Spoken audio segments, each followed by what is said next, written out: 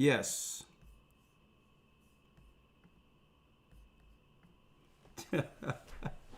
I'll tell you the truth, young man. Let's see here. Yeah. Part part 2. Yeah, we're back live. We are back live. Elder Rawchaa, how are you? I'm good, Elder man. I'm good. Good to be Okay. here. Good time to be alive, you know? Okay, it's a good time to be alive. Everyone hit the like button. Hit the like button. Let everyone know we're back. We're fighting through. We're fighting through. As you can see, y'all witnessed this real time where something took over this computer twice. So there's entities out there as well as satanic trolls who don't want any of you to understand how we, through the Spirit of the Almighty, have connected the dots leading to the mark of the beast. They don't want you to know that there is no other jobs left for those who have education and who are on debt. They don't want you to understand that because of the sickness, even if you had the drive to do so, that your body would not allow you to actually get yourself into a financial state to be able to have generational wealth or anything for your children. And that's intentional. Because if you're sick with no jobs, you're totally dependent on the beast for the miracle. And I'm going to talk about that. How you doing, Rawchaa? I'm good, thank you, Elder man. Good to be here. Thank you for having me on. No, big up and love to the Israelites around the world tuning into the broadcast, man. And to all the elders that are gathered at Christ Church, enough love and respect. Feel like I've not been here for a while, but I'm here now. Well, it's good to see you, my brother. We had a conversation earlier, and I'm going to tap back into that video. But I wanted you to give your insight, your testimony to what you have experienced walking through the hospitals in Jamaica lately. Yeah, man, it's all right. The hospitals. I had a friend that was that met in an accident, so I went to see him, and the condition, the dirtiness, the overcrowdedness of people just being there sick, people being there for hours, days without no attention. And I'm talking about people go to the doctor to see a doctor, get admitted and there for days, either waiting for a bed and either waiting to get help. You understand? And that's a common occurrence.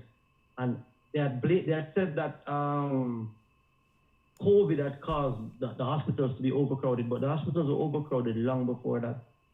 A lot of sick people out there. I was letting you know earlier that a lot of my friends, my schoolmates, a lot of them parents are dying right now. Parents that are even younger than my parents. And I believe, my belief that it's the cause that it's because of them taking the vaccine. I know you. I have to, because of the authority. That's why I can allow them to say what it is, but we can't. Right. We can't make any assumptions. Right? Okay. We can't make any assumptions, being that we are in an authority position, that people would actually take it as the literal gospel. So that's why news people can state certain things, but we can't, because, it's in some weird rules within YouTube. But you believe that it has everything to do with what happened with the rollout, with people making choices. And do you believe that the people who took the stuff, I'm not going to talk about what the stuff is in particular, do you believe that they know as to why that they are actually ill and sick over there in Jamaica right now? Yeah, man, I believe they do. But like I said earlier, that the guilt of them knowing that they have done that, I think that's why everyone is skating about it, and that we won't confess to it. So, this is the problem. Because they were warned, they were told, a lot of people said don't do it, and they did it. So I believe that. I believe they know that. I believe so. Yes. And so, because don't forget, when all the government shut down, all the finances was being funneled through this emergency mandate that was over every country, right? So the governments couldn't run unless it came through this emergency type deal during the time of the pandemic, where governments were dependent on this. And that means that, do you believe that the governments understand that a lot of people are sick now as a result of going and get that stuff through fear? Do you think the government? Definitely. I mean, if the layman can look at it without all, the average Joe, me and you sit down and looking at it. Never mind them that were partakers of it. I believe that they know full well. But if any government official come out and admit to it, it's political suicide, I believe. So I don't think one, they got one, and two, they got paid. You understand? They got paid by the entity to let the people have access to it. Well, there's a few things else I want to talk about, and the fact that someone approached you and asked you, based on your notoriety and what you mean to the community there, to actually be a part of Parliament. I'm going to talk about that in a moment, right? I'm going to talk about that conversation, right? But before I do that, let me see if we can get away with a couple of minutes of this without the computer crashing, without them messing things up, right? Real quick, fair use for educational purposes only. We're going to try this once more. Listen to this, Elder Rawchaa. Anyway, and now we have to give up our freedoms. So we're so quick to just give up our freedoms when there's like this emergency. I mean, again, look at what happened to South Korea today.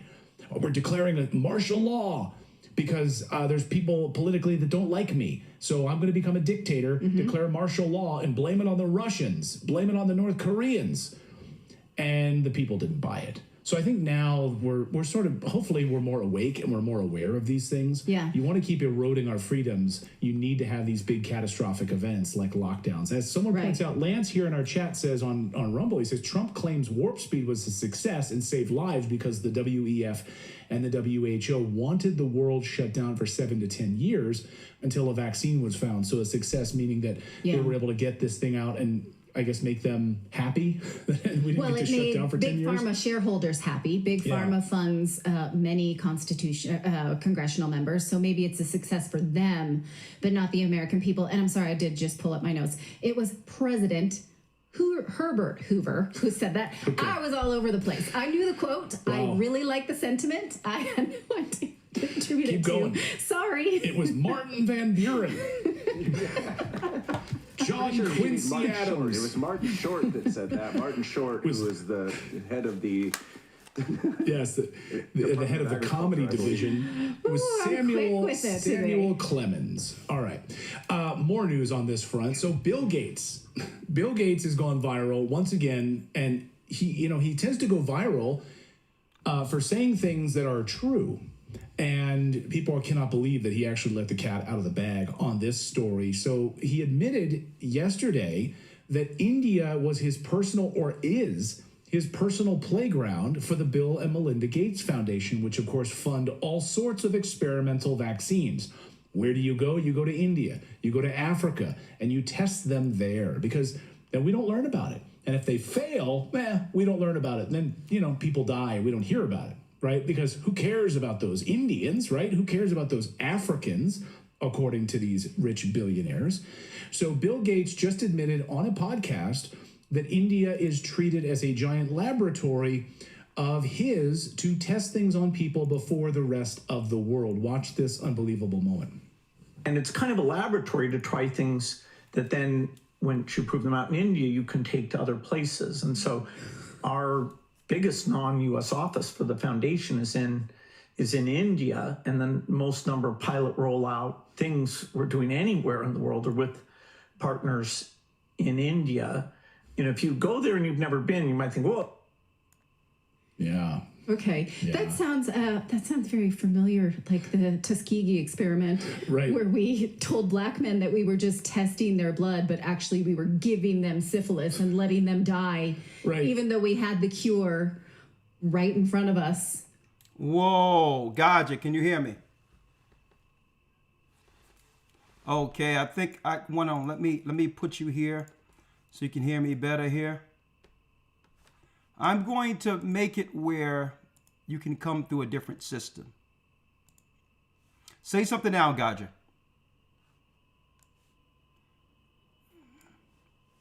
Yeah, hold on.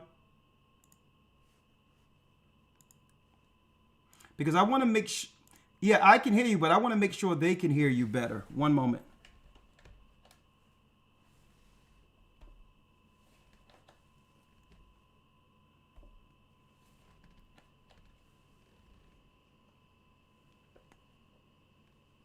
I have some technical issues. One moment.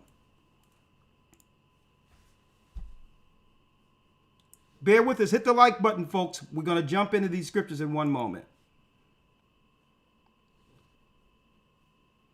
All right, we're back. And hey Ella, let me just make a comment on what we just said just then. And Hold on, because it shut down and I just came back. One moment. Hold on. Something's going on with my computer. It shut down and I just came. Shalom, Elder. Okay, am I still live? Yes, sir. Okay, because it just it's weird what's going on here. All right, the water. Yeah.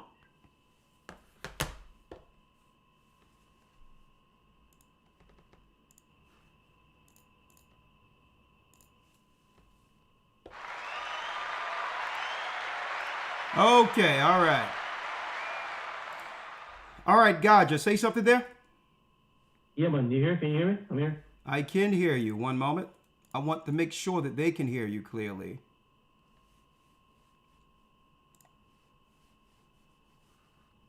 Skype.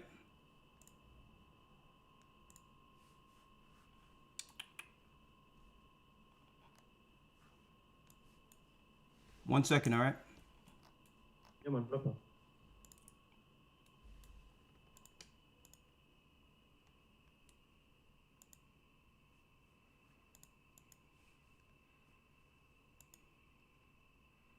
Interesting. All right. Say something now, Gaja. Sound check one. Okay. Well, that's the best it could be. You're kind of low for the people, but I'll put the mic.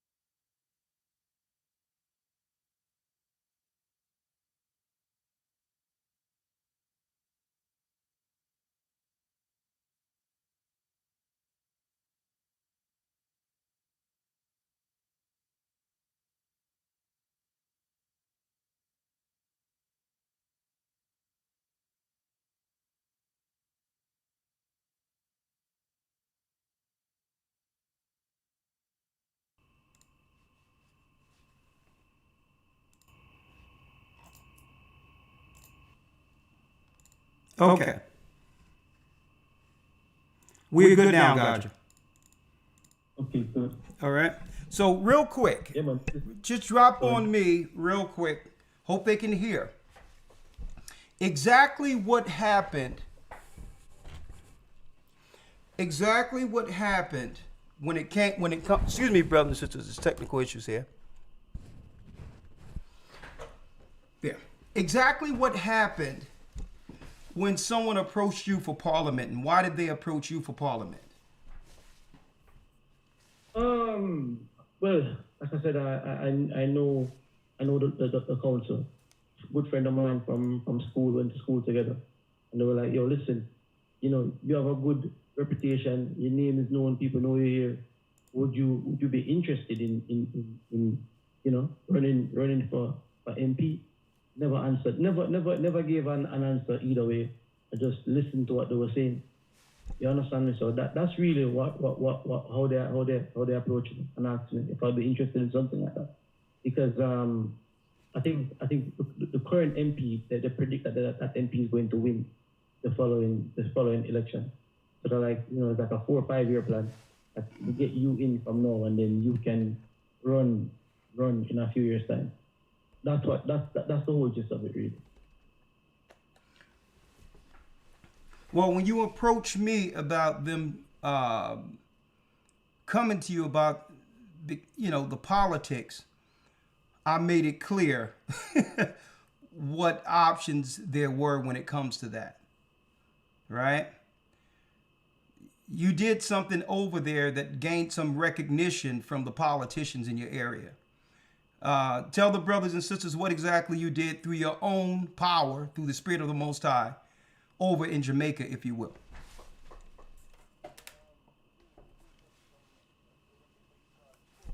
Hold.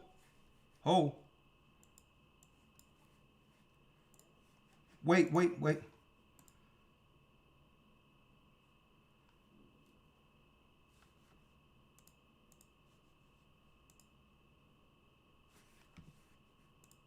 I'm sorry about these technical issues, brothers and sisters. One moment.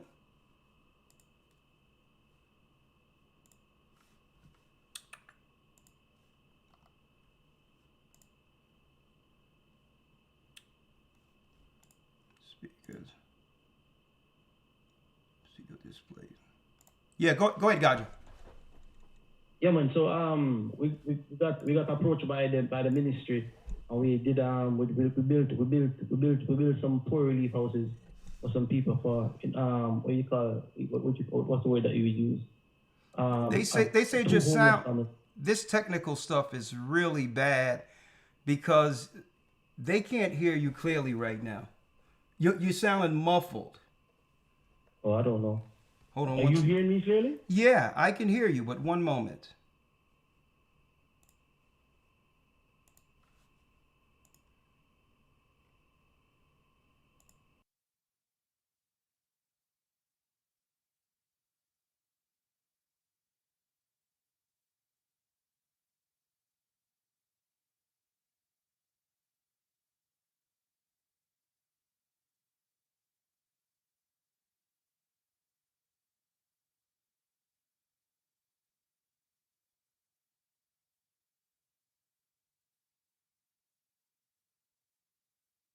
And we'll just fix it on the back end, all right?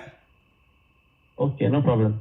No, man, we made some houses for some people who are homeless. We made 2 houses in a volatile area for 2 homeless families. So they know that we do that and seeing it. They know about it. So you went and built houses for two people who are homeless over in the area. 2 families. Yeah, 2 homeless families. Yeah. And the politicians came to you and approached you and asked, can you run against someone who have a 90% advantage that they believe will be over the area that you're popular in? Over. Yes. And they think you can beat them. Yeah. Well, let's say you can beat them. Yeah. Well, like I mentioned, that it's a dichotomy because you want to help your people, and there's very few options that you will have to be able to help them knowing this truth. right? And I discussed it. Number one is the fact that the powers of this world have been working against our people. And then you'll have many people who've seen you as someone who believe in the Bible, who would then begin to question your credibility as a Bible man, right? That's an uphill battle, even though you want to help your people, right? And then the second thing we discussed is the fact that from the governmental side, there's really little you can do to really help this whole cell, being that Jamaica and other countries depend on foreign aid to fund your government. That means you'll be pushing policies on your people that you know is wrong but have to because you're dependent on the outside financing. And if you don't push the policies like what they did during COVID over in Jamaica, then there will be no money for the people there. And then guess who they would blame? They will blame you. Right? Definitely. Now, I said the third option would be the above option if you are making a move for a final position to say something that would resonate throughout the earth one good time before the world, using that position, knowing that you may have to sacrifice the life of you and your family for that moment. Those would be the three options. So you just better off being like Paul was, right? Because there's no way we can be politicians and compromise with the governments of the world destroying our people and seeing it firsthand without doing anything about it. You're seeing the people suffering in the hospitals and all that. But that is to be commended that they've recognized that you have a serious care and love for your people. And they know you are a Bible man, and they know you're an Israelite, right? Right. And it's a shame that people who truly care for the people cannot be in position to help them politically. And that's just, you have to do it like Paul did it. You'll be in there just fighting for our people, literally fighting. But I digress. Let's jump right back in. Will Christians, Elder Rawchaa, will Christians or believers, after what we've just broken down, take the mark of the beast? Will they? You know why? This is why. I'm in 2nd Ezra, the 15th chapter.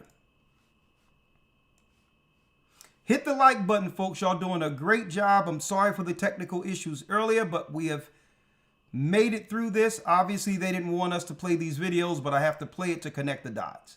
Why?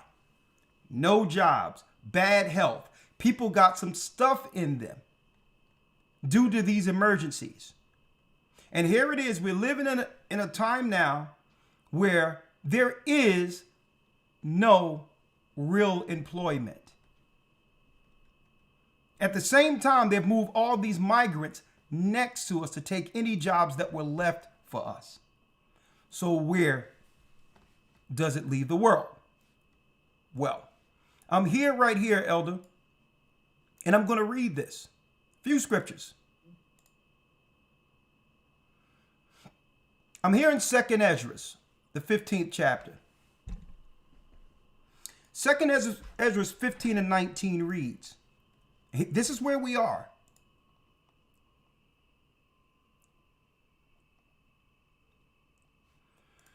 "16.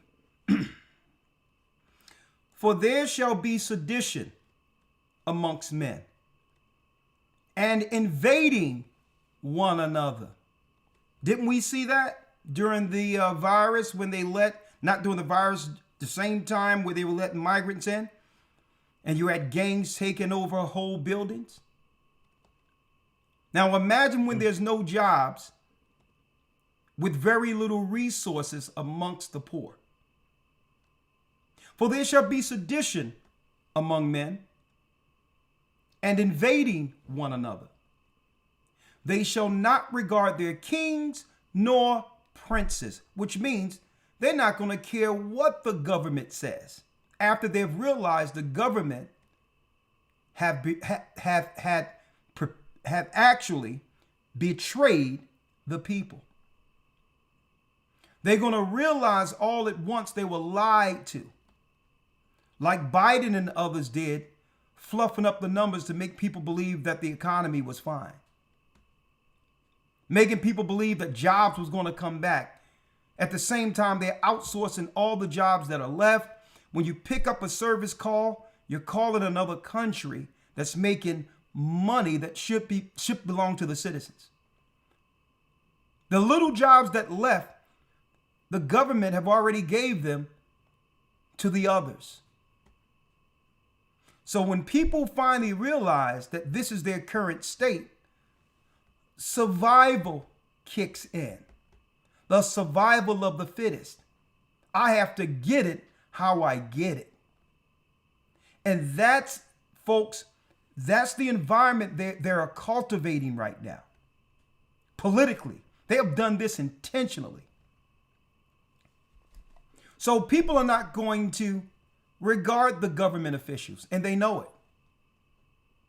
So even if somebody wanted to help politically, Elder Rawchaa, it's an impossibility. Because they're going to realize the government officials sold out their own people to the beast. Now, where does Christians come in? I'm going to show you in a moment. In the course of their actions shall stand in their power. A man shall desire to go into a city and shall not be able to. Through the riots, when people realize that their money, that the banks have crashed. Well, if there's no banks, how can you actually do any business? If there's no banks, how can you hope to move yourself into a new tax bracket when business has ceased?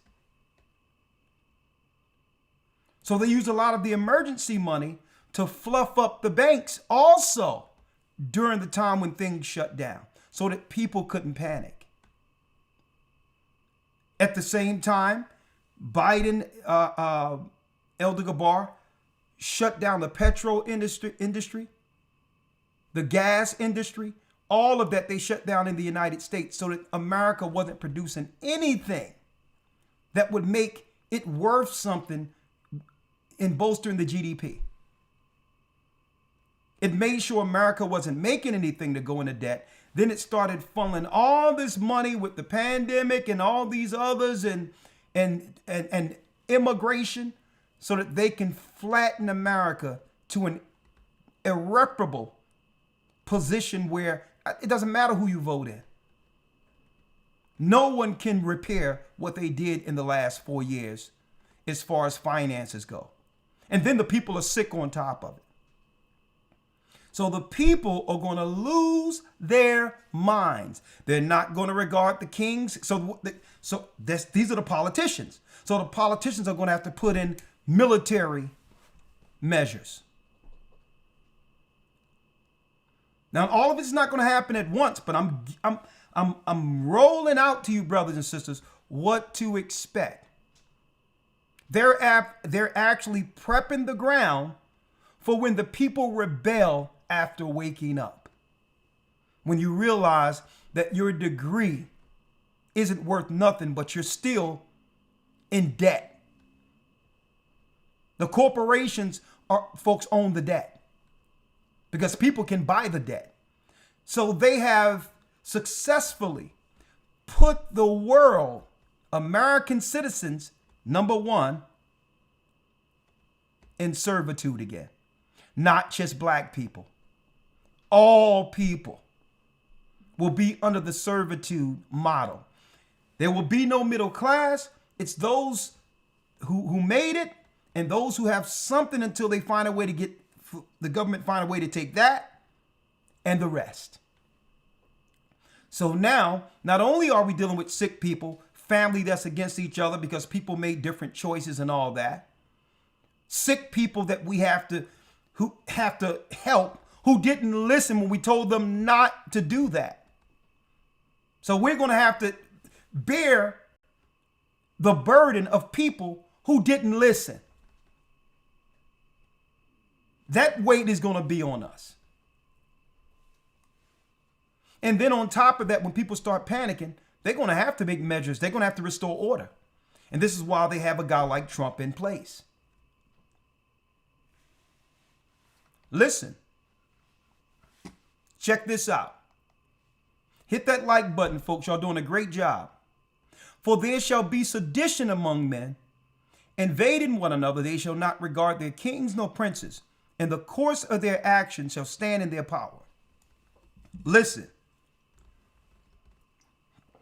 And I thank the Most High that He's given us eyes to see, and I'm glad that at Elder Rawchaa that we forbear through even the technical issues today, because you're going to find out today when you put these videos together why we had to continue this broadcast in spite of the technical issues. I was going to lay down and not even broadcast, and everything is working for this not to get out right now. Why? Everything the Most High showed us since this ministry have began is here. It's here. 100%. And eventually, Elder Rawchaa, it's about circling the wagons at this time. It's about circling the wagons. And I'm going to go into what that means. That means those who can see have to protect themselves from everyone. No one is going to be in a position to be trusted. Why? Because it's going to be about survival. And America have done this model, this test in other areas for decades and have perfected how to take down a country by imploding it from the inside, by causing divide and conquer amongst its citizens. There's too many ideologies going down at once amongst the people. Migrants. People are sick. Every time you look, the news is talking about another scare. Wars. Again, let me emphasize, no way out, no jobs. Depending on some other people. All this is going on at once, folks. And then you have being divided on political lines.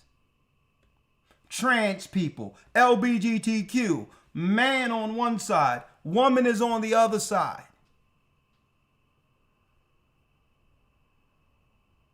All this division, not realizing the consequences for it if people don't unite. And it was those who believe in Christ's position to be in front of all of this, to spearhead the doctrine of Christ, to have everyone understand prophetically where we are and how to oppose it spiritually. And the Christians are nowhere to be found. Because the non-believers or those who hope in the Bible go to Christians and ask, well, okay, all this division and confusion, what is this? And where's the narrow path out of this? And the Christians can't answer. Why? Because they're in fear. They're the ones who was being utilized to move all of these programs that was actually instituted by the world governments. It was the Christians who were telling you to listen to the CDC, Fauci, and all these others. The Christians were and are the fearful ones. And I'm talking about modern day pagan Christians, not those true Christians that were destroyed before 70 AD. Listen to this, Elder, and give me your input on this when you get an opportunity. Check this out. Why? Why must we circle the wagons? For because of their pride, the city shall be troubled. The houses shall be destroyed. That's talking about, and men shall be afraid. A man shall have no pity upon his neighbor. It's not that where we are right now? People are going to be, you bringing over these people from other places. If there's a survival scenario going on, guess who they're going to favor and protect through this survival? Their own kind. So they've been fused with all of this money, finances. And folks, don't think they didn't come over. You think them coming over the border without careful watch? Do you believe that they weren't bringing weapons over the border too? A matter of fact, even Trump said that. They're bringing not drugs, they're bringing weapons. So when everything breaks down, we sitting here just America, docile, believing, I'm just going to get a job and things going to go back the way it used to be. Nah. They've created what? A powder keg. And folks, it's not just in America. It's everywhere. I was just about to say that, Elder. Just about to say that. In the UK right now, about 2 miles from where I live in the UK, there's a hotel that was shut down. And what they did, they brought in so-called asylum seekers in that hotel. So, and it's all men staying in this so-called hotel hostel situation, right beside the main city, right beside the school, right beside where children go in. There's people coming in unvetted, unchecked, coming in, and they're just letting them into society. Now, what was crazy when I see the scenarios like in America, and say, it's racist for people to say, you can't let people in. No, man, that's a crazy thought, because where I live in Jamaica, right? I'm on the East Coast. I'm about 90 miles via boat from Haiti, right? If with all the turmoil going on in Haiti right now, if boatloads of Haitians started to show up on the coast of Jamaica, on the East Coast, which is the nearest point to them, it would be problems around here.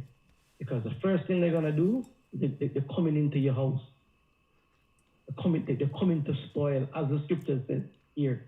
It's not just what going on there. No. It's a situation set up and designed.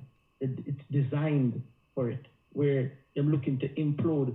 Probably this entire hemisphere, they're looking for it to collapse.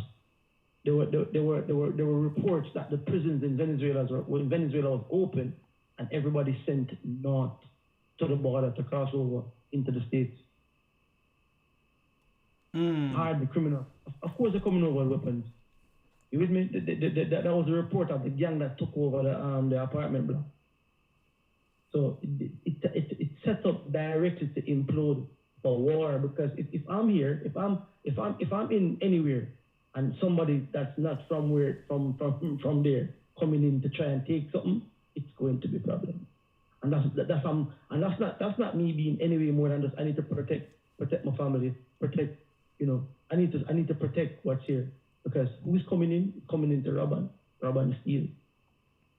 That's where it's at. That's what's going on, and it's set up like that. It's set up for that. And like I said, them collapsing the money. I mean, I was looking at the scripture here, Elder. You could probably go to it and read it after you finished where you are there, and it's 2 Kings 6 verses 24.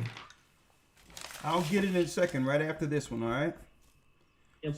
2 Kings. When you finish the As soon as I'm finished this one, I'll go to 2 Kings 6 and 24, okay?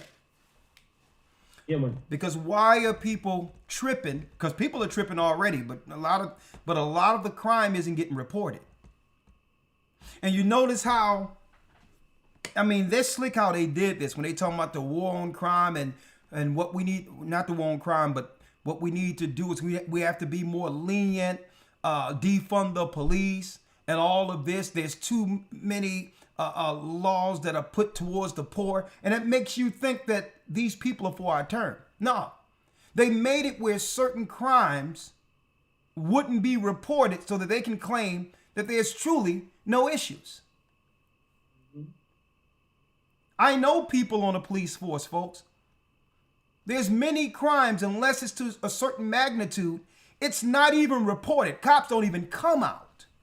Why would they put that in place if they didn't know what they were creating? This toxic environment.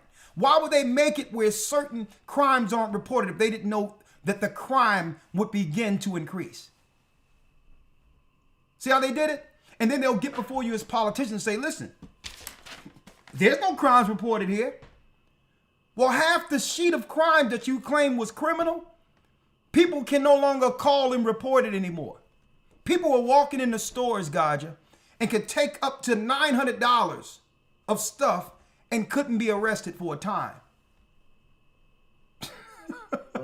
as long as Gaja, it was at a certain price. Now check this out, Gaja. It says right here. Why? A man shall desire to go into a city and shall not be able. For because of their pride, the city shall be troubled, and the houses shall be destroyed, and men shall be afraid. A man shall have no pity upon his neighbor, but shall destroy their houses with the sword, and spoil their goods. Why? Because of the lack of bread and great tribulation.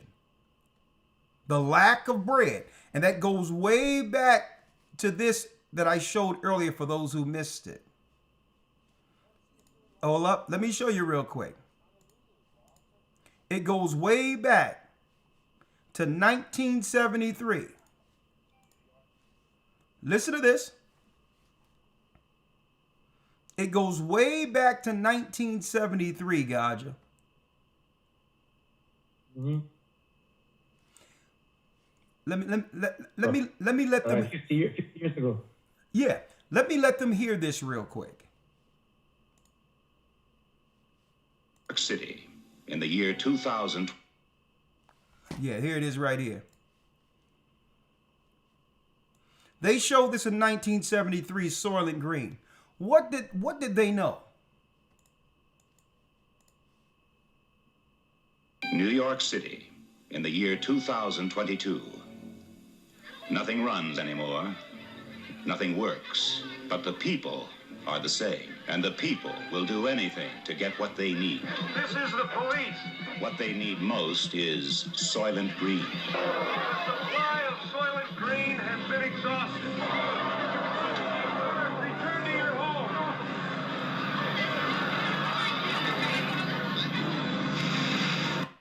See? Y'all see that? What is that? Dependent on the government for your daily bread. Dependent on the government for your daily bread. And guess what? The beta test for that, Elder Rawchaa, is when they brought the migrants over and gave them cards. It wasn't about it was working on two separate levels. To deplete the treasuries so that everything goes up, to crash the system that we have to contend with now, like was reported earlier.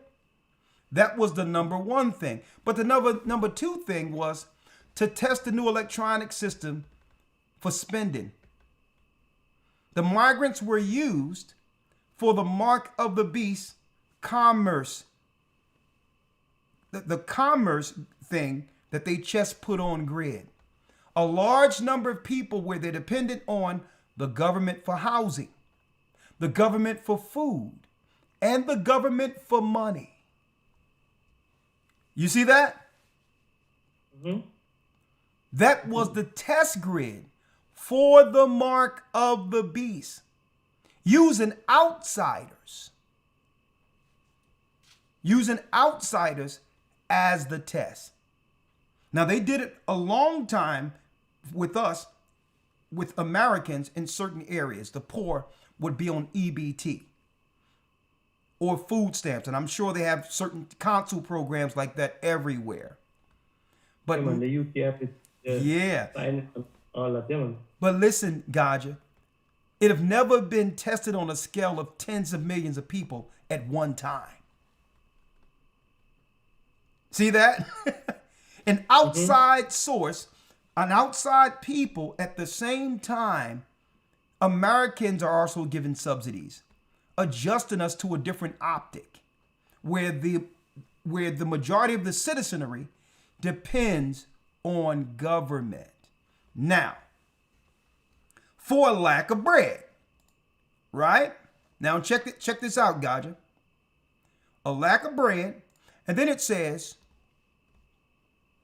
behold, saith the Most High, I will call the kings of the earth to reverence me, which are from the rising of the sun, from the south, the east, and Lebanus, to turn themselves one against another and repay the things they have done to them.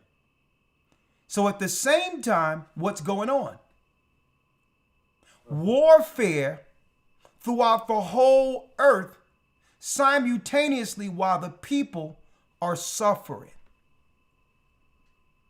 So with that warfare, it's destabilizing the world's economy. So even if we wanted to get things together and we're united to say, well, you know what? Let's do what's right and try to get this thing together and not fight one another and, and get on board for what's about to come against us. Well, you can't do that through a destabilized world where everyone is at war. So the economy collapses altogether, and the only resolve is what?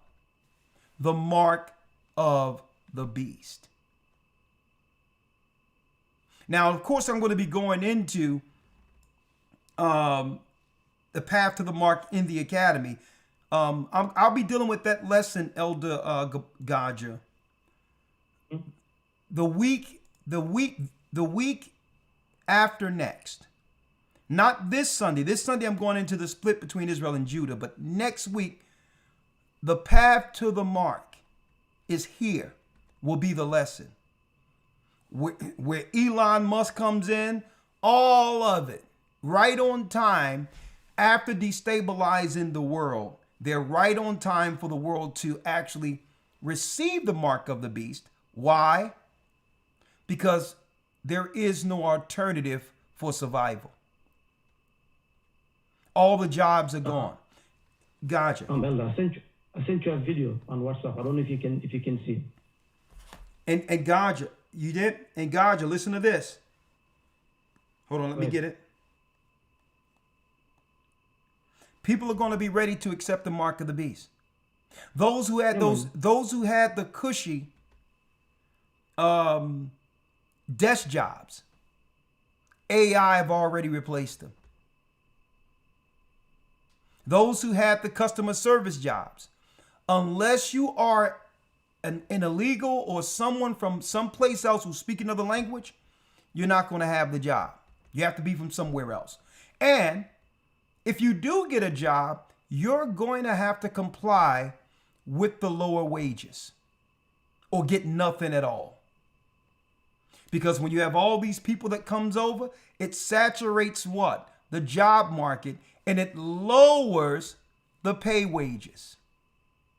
That's servitude. Slavery. That's slavery. Now you see, at least in slavery, Gotcha, the master on the plantation had to make sure you were healthy, make sure your teeth was good, make sure you had deli bread and everything was in place, because if you weren't healthy, then the family couldn't produce. So all of the weight and debt fell on the plantation owner. Right? Now, we have to pay for all of that ourselves and receive the low wage. So we have to receive the low wage with no choice, but still is responsible for our insurance, our health, our family, all the things that the corporations / plantations were responsible for. The slave have incurred that particular weight financially also. I mean, Hey, but check this out, right? yeah.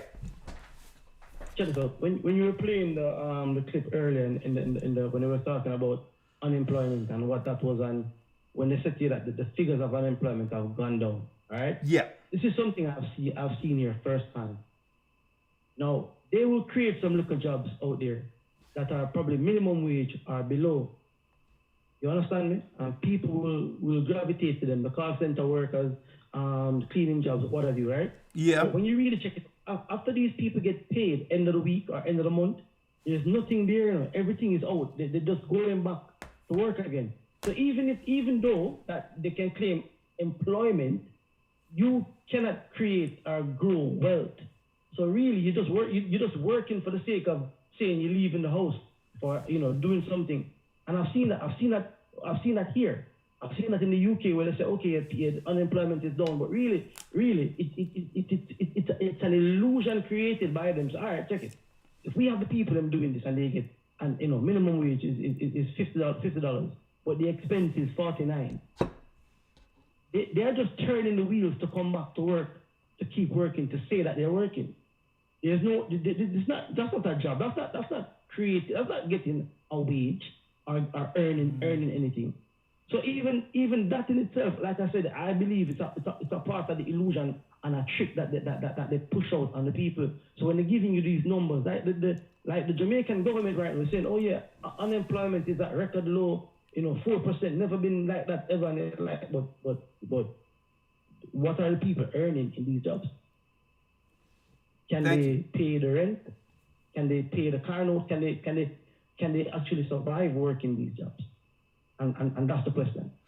And I'm glad you brought that out because it's really, they have the people going through the motions. Exactly.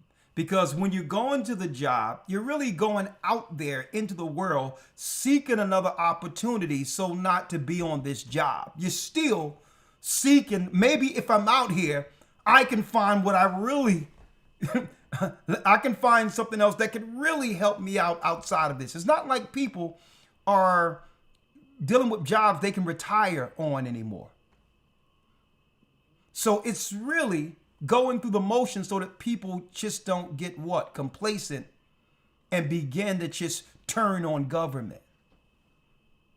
And what I'm saying is when people start to realize the job you have is really all you can hope for. And not only that, with the weight, Elder Rawchaa, of the bills still coming down on you, inflation going through the roof, where everything that you used to be able to get, you can't afford anymore. That's when the reality is going to hit. Like I thought I was just going through a phase here. I didn't know this would be my existence. But go on. Yeah, this is it. And then with the influx of as quote unquote immigrants coming and taking jobs where they deliberately dropping the wage now because the competition for where the competition there for the job now is so high that the employers are paying you whatever they want. They're setting it up for civil unrest because that's where it's gonna go. When you look and you see people taking your jobs and doing, like you said, the contract work and cutting the contract in half and doing that job, skilled jobs that you'd have, and they brought people in to take it. You are going to then now be in a situation where you're not be able to feed the family. It's famine. That's really what it's going back down to. It's going back down to a situation of famine. And then here comes Big Brother now with the solution. Pastor Joe, we have a solution here for your family and your congregation. Come and you take this mark, this etching, and once you take the etching, then this will alleviate the problem. And he's gonna go there and Jesus came and God told me to tell you that we should take this. So yeah, man. So will Christians take the mark? Absolutely. I believe that. I believe a lot of people will take it. I believe a lot of people will say, when that situation occurs, and we see it. We see it, Elder. We spoke about it with the pandemic, and you saw how some people reacted in the pandemic, or panic setting, and when some people should have just sat down and hunkered down and weather the storm. People made moves based on a panic, based on, you understand me? And we have to be able to be calm and collective when these situations come up, being that we've seen it on the horizon coming up. Now, you was mentioning that you wanted to, you were referring to a scripture, 2 Kings 6:24. Would you like me to grab that? Sure. Okay. In 2 Kings here, 6:24, it reads, "And it came to pass after this, that Benhadad, king of Syria, gathered all his host and went up and besieged Samaria." This is it? Yes, sir. Same scripture. Keep reading. "And there was a great famine in Samaria. And behold, they besieged it until a donkey's head was sold for 80 pieces of silver. And the fourth part of a cab of dove's dung, that's a bird's waist, for 5 pieces of silver." They were bartering, they were selling birds' crap for food. It got so bad.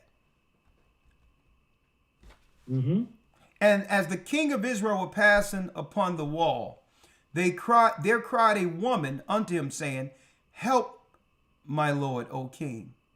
And he said, "If the Lord do not help thee, whence shall I help thee? Out of the barn floor or out of the winepress?"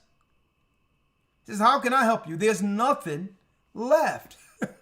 The king said to her, "What aileth thee?" And she answered, "This woman said unto me, Give thy son that we may eat him today. And we will eat my son tomorrow." And that's deep. So it says they boiled my son and did eat him.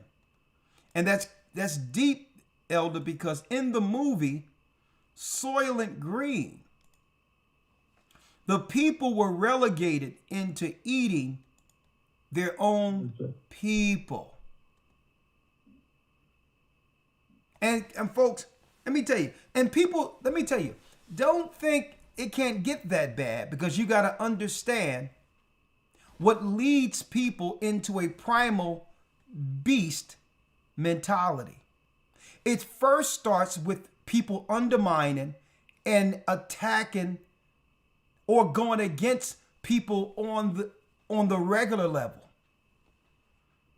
With division, and conflict, that leads to a different nature.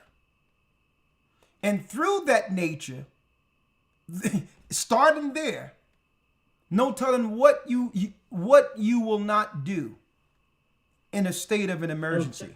Yeah. Check so. In England right now, yeah? Yeah.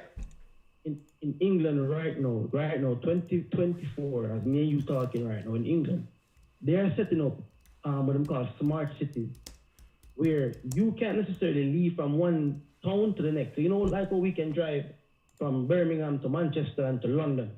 Coming soon, you won't be able to do that without having special permissions to go into different cities. They're setting that up in the UK as we speak. When we read the scripture just then, it says that the city was besieged. It came out, they compassed the city.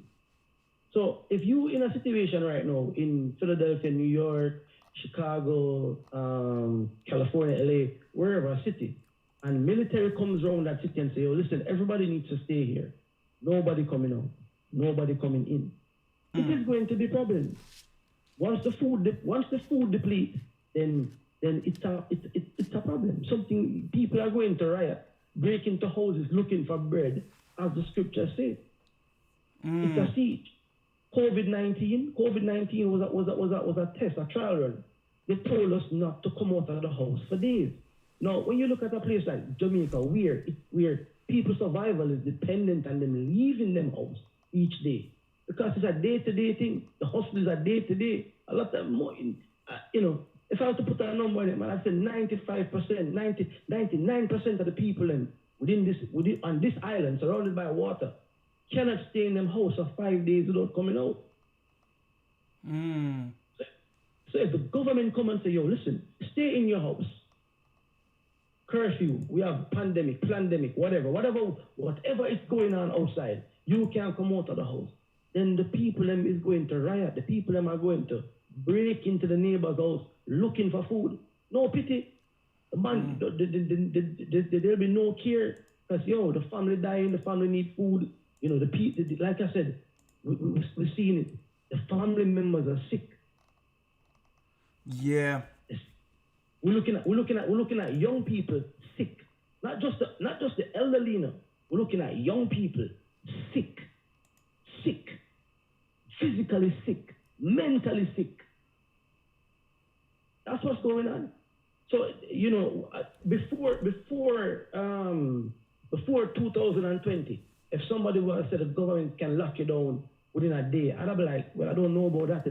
But seeing that they did it, and the leaders of the earth were complicit in it and encouraged it, then I know that this is nothing for them.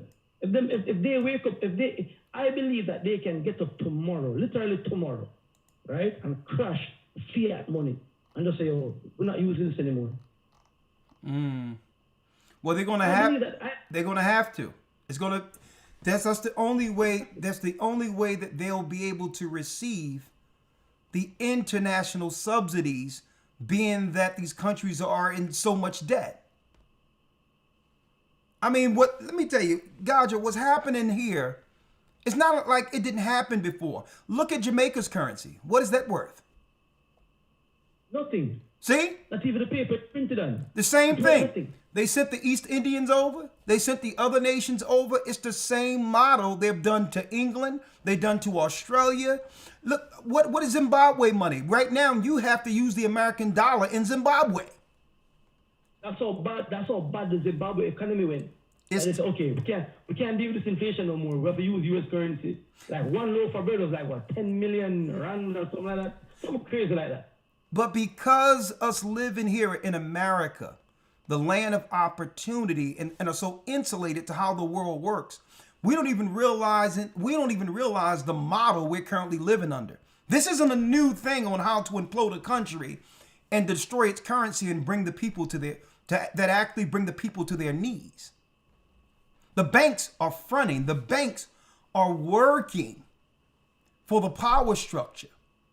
And there's no money to prop it up. So that means the citizens who are living in the country with no jobs, well, what are the banks there for you?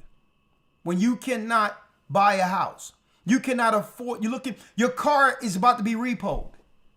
All this stuff going back to the bank, and the bank is subsidizing a whole new workforce. The outsiders who will work for nothing because their economy has been imploded. So the banks are working. When it says giving houses, go into a bank and look at their advertisement and see what they're advertising to in the banks right now.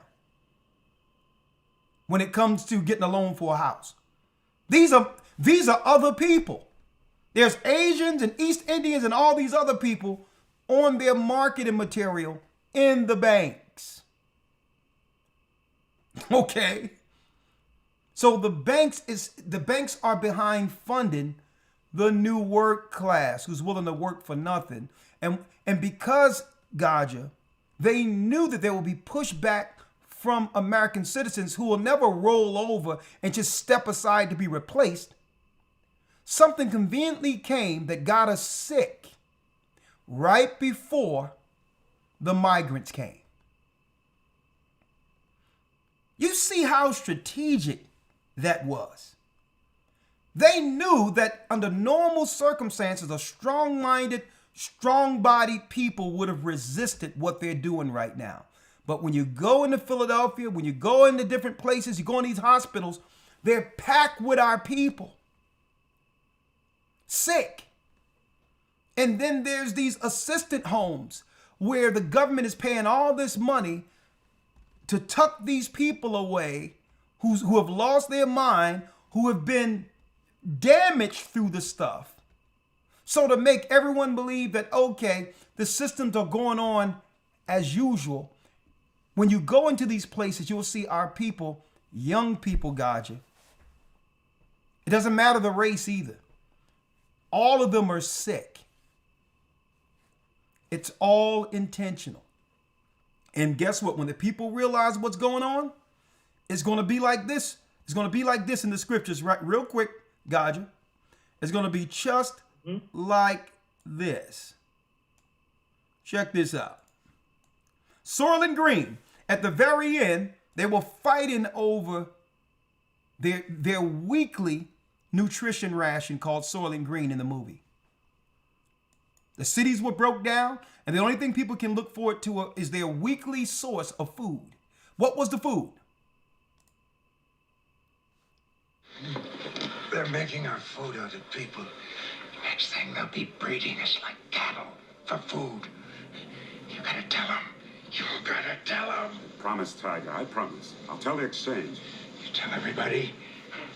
Listen to me, Hatcher. You gotta tell them. Soylent Green is people.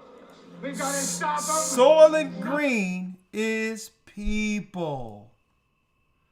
It was in the scriptures the whole time that when they besieged the city, and folks, I've lived in the UK, different parts of Manchester. You should see how some of those streets are where it's blocked off. A whole area. You can park 2 cars in certain areas and block off a whole, according to our metrics, a 1-mile radius where people would just be going in a circle inside their own little neighborhoods by blocking off 2 or 3 exits. But go ahead, Gaja. Yeah, man, that's what it is, man. The cul-de-sacs in the UK, and they block off. They're trying to prevent stolen cars from coming through certain parts, so they block it off. No, they're not doing that. They're creating that. It's a prison. It's an enclosure that when they're ready to do certain things, it's in place. You with me? And I just on the same clip that you played earlier, and I want people to check this out. When they talk about that, they do these things in India and all of these things. The Indians and that you see, right? That you see in coming over into America and all of these places. These are the Indians that you see locally in India. You know? You need to go and look at these Indians that you see, and there's a different class section of people. It's like when you think about Australia, right? They show you on TV the white Australians, but there's a lot of indigenous Reubenites,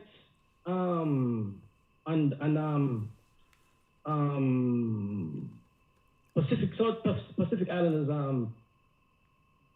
Sorry, my mind gone. Tribe. You talk about Naphtali, yeah. Yeah, a lot. That's who make up Australia. They don't show you that. No. Naphtali is the Naphtali is, you talk about a Reuben. No, Reubenites in Australia, but a lot of Naphtali over there as well. Naphtali when you're underground, a lot of who there is Naphtali as well. So a lot of Naphtali is over there as well as Reuben. You've been there, okay? Yes. All right. But they don't show you that. The image you get of Australia is white Europeans. But okay. When you're there and you're looking, you're not seeing. That's not what you're seeing underground. So like I'm saying, like with the whole East Indian thing, when you go to India underground, there's a different set of people there altogether that living in a different world, so to speak. The ones that you see coming over are very different from the ones that you see over there underground. I just wanted to put that there. So the experimentation that they're doing is not the ones, they're not experimenting on these ones that you see coming over. It's the one them on the ground over there that living on the street, like you literally, you see a whole entire family living on the roadside. It's the worst place I've ever been on the earth. You stated on a prior broadcast that there's millions of East Indians in certain areas that are not even counted for the population there. Yeah, man. We went to a village that had 10 million people in it, and it wasn't even on the map. It wasn't on the map. 10 million people? It was 10 million people in the village, and it was not on the map. What type of village have 10 million people? Yo, listen. Let me tell you, man. Yo, 10 million people living in that area, and it was not on the map. We flew into Delhi, and this was something that caught me by surprise. We got to Delhi. We were supposed to meet somebody there, and the person, but they never knew that we were black. So when we got there and they sent the driver to pick us up, the driver said, yo, two black guys here. I don't speak Hindi or Urdu, but that's what they were saying. You with me? The guy goes, yeah, okay. So they dropped us off at a hotel, and that's how we started to make our way around. And I'm started seeing this place for what it really is. We passed through a place in Delhi, going to a place called Karoba. In the middle of that, there was 10 million people within that area that wasn't on the map. It wasn't not accounted for. Well, no wonder Bill Gates states that he would go over there for things like this, to test certain things that naturally they wouldn't be able to do here in the United States, because there's population of people, millions of people who aren't even accounted for there. Not accounted for, not regulated. It's crazy. Like when I went there, I was blown away by it. I couldn't believe that it even existed.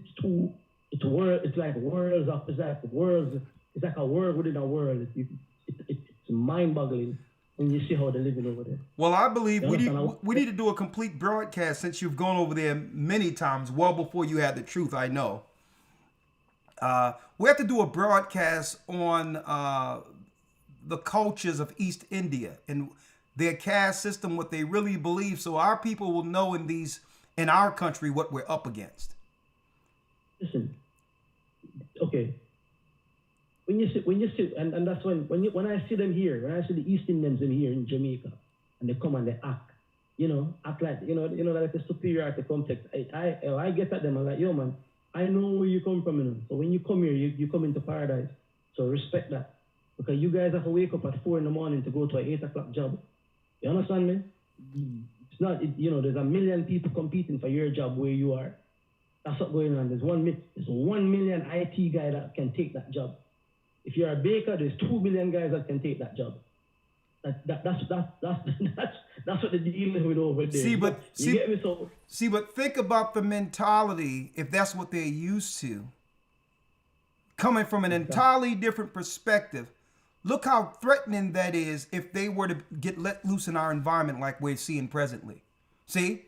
That's what it is, though. They come in and they undermine everything, because that's a cutthroat culture that they're used to. With me, that they're used to that. Because they used to undercutting their own people. Exactly. If you talk about racism, these guys are racist to their own. It's not like they're racist to people that don't look like them. They're racist to everybody, to even them own like that. When you see it, right? When you see it over there, I remember going into Agra, where the Taj Mahal was, and I saw little children on the streets walking, homeless children, could have been more than 2-4 years old, walking by themselves on the street over there, and looking at the taxi driver, looking at the cab guy, and go, yo, what's this? And I go, oh yeah, it's homeless children. I'm like, what are you talking about? Homeless? Yeah, man, that's the culture over there. That's what it is. Millions of people. They'll take a baby 2 or 3 years old and just put it on the street to fend for itself. Yeah, man, yes. And it might sound crazy, but yes, I've seen that on the street by themselves. Well, hold up. Well, that's why Bill Gates found this to be, a serious, testing ground. No pun intended. For these types of experiments. Listen to this real quick. That India is treated as a giant laboratory of his to test things on people before the rest of the world. Watch this unbelievable moment. And it's kind of a laboratory to try things that then, once you prove them out in India, you can take to other places. And so our biggest non-U.S. office for the foundation is in India, and the most number of pilot rollout things we're doing anywhere in the world are with partners in India.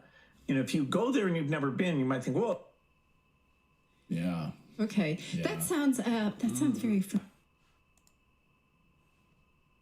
familiar, like the Tuskegee experiment, right, where we told black men that we were just testing their blood, but actually we were giving them syphilis and letting them die, right, even though we had the cure right in front of us. and watching them. So yeah, I've seen this before. That's not a cool thing to do. So doing testing in these places, Gaja, well, there isn't any level of regulation or any pushback on, suppose there's any adverse events, even fatalities. Who would know if there's tens of million people not even accounted for? No, nobody knows. Nobody cares. Like the death rate there, like on a day, like you'd never believe it. It's thousands, hundreds of thousands of people that die. They don't care. They burn them. They throw them in the river, wherever. It's a sick place to be like. All right, you see a lot of videos right now coming up now in 2024 now. You see Indian street food, right? I saw that real time in India. Where we're staying, the only things that we could eat without being sick was boiled egg and a Fanta. That's the only thing that didn't make me throw up or give me, belly problems. That was the only thing. Well, check this. That's crazy. Well, let me go through this real quick, Elder, just to read this real quick while you're here. Will Christians take the mark of the beast? Well, will believers take mark of the beast?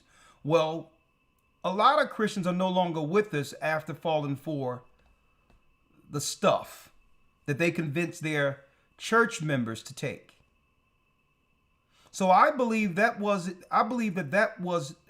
a nation attack against the people, and I believe it was a spiritual attack against those who believe in Christ, based on how they marketed it and promoted it more so as our people should get it first.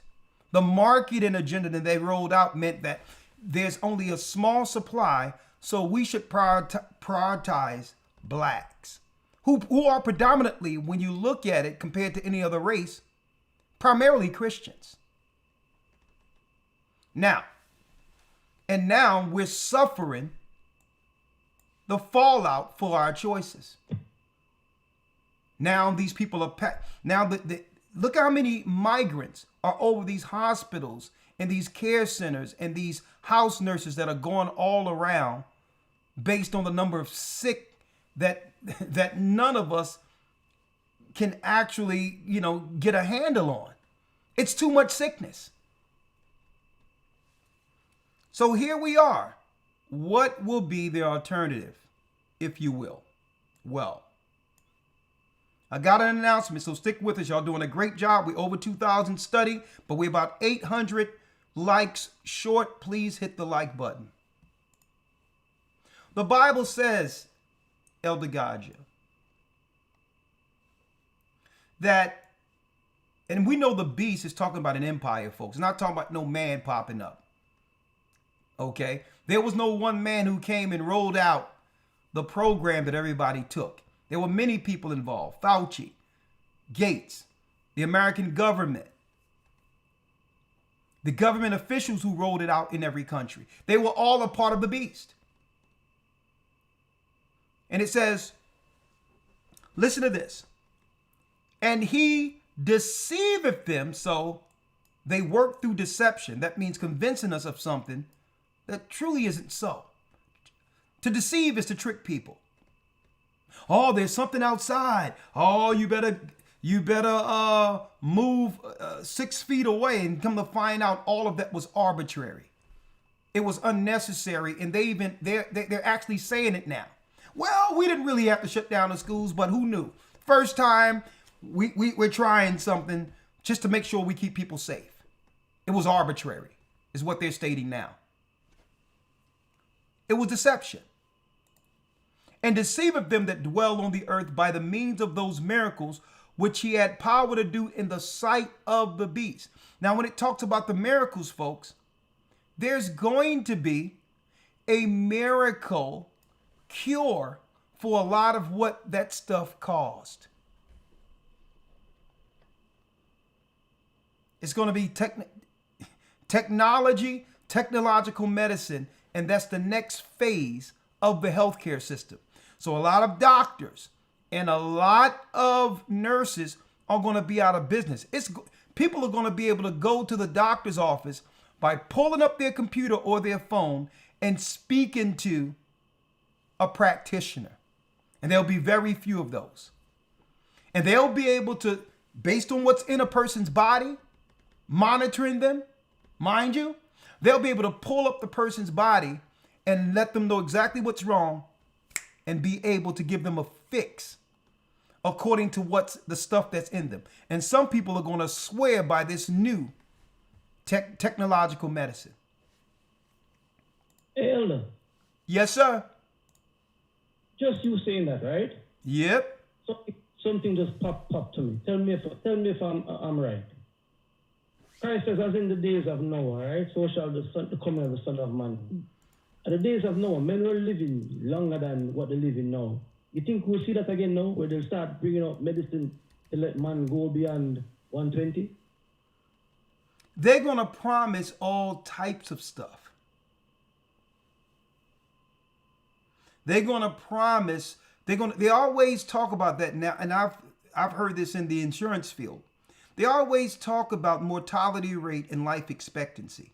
And our healthcare plays a major part in that. And to a degree that they can have people live longer as modern medicine progress, if you can afford this new type of medicine.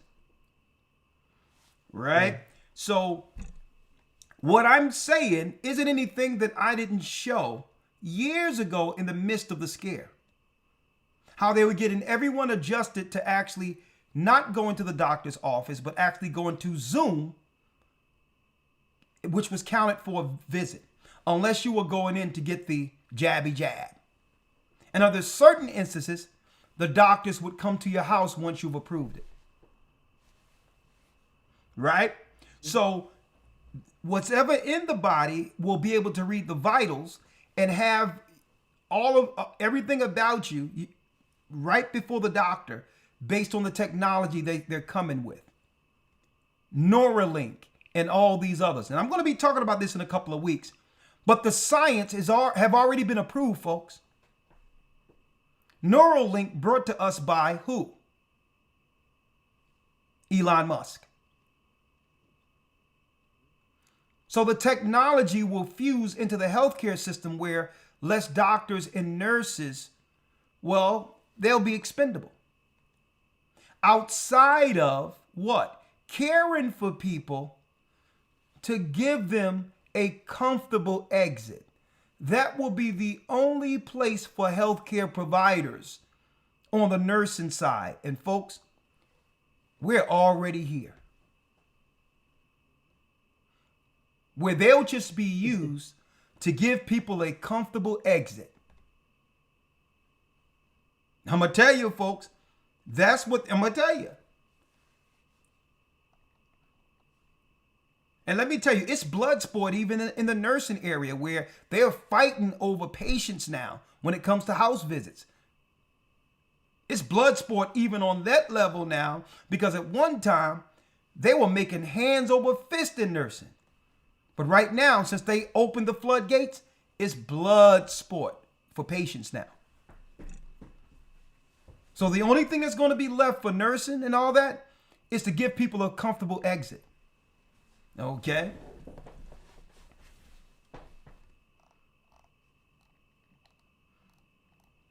Right? What they call that when they making you comfortable at the very end, and they give it a word, huh? I think it's assisted suicide, I think they call it. Yeah, but it's something else that they call it in the hospital. Right before someone is about to go, they go into this certain type of care. I'm a miss right now. Hospice. Hospice is a it's sort of it's deceit in of itself because they're not telling you it's to assist putting a person down. Oh, they need to go into hospice. And that makes usually the family believe, well, okay, well, just take care of them. Maybe they can get better. Most of our people don't even realize when hospice is introduced what actually they're saying.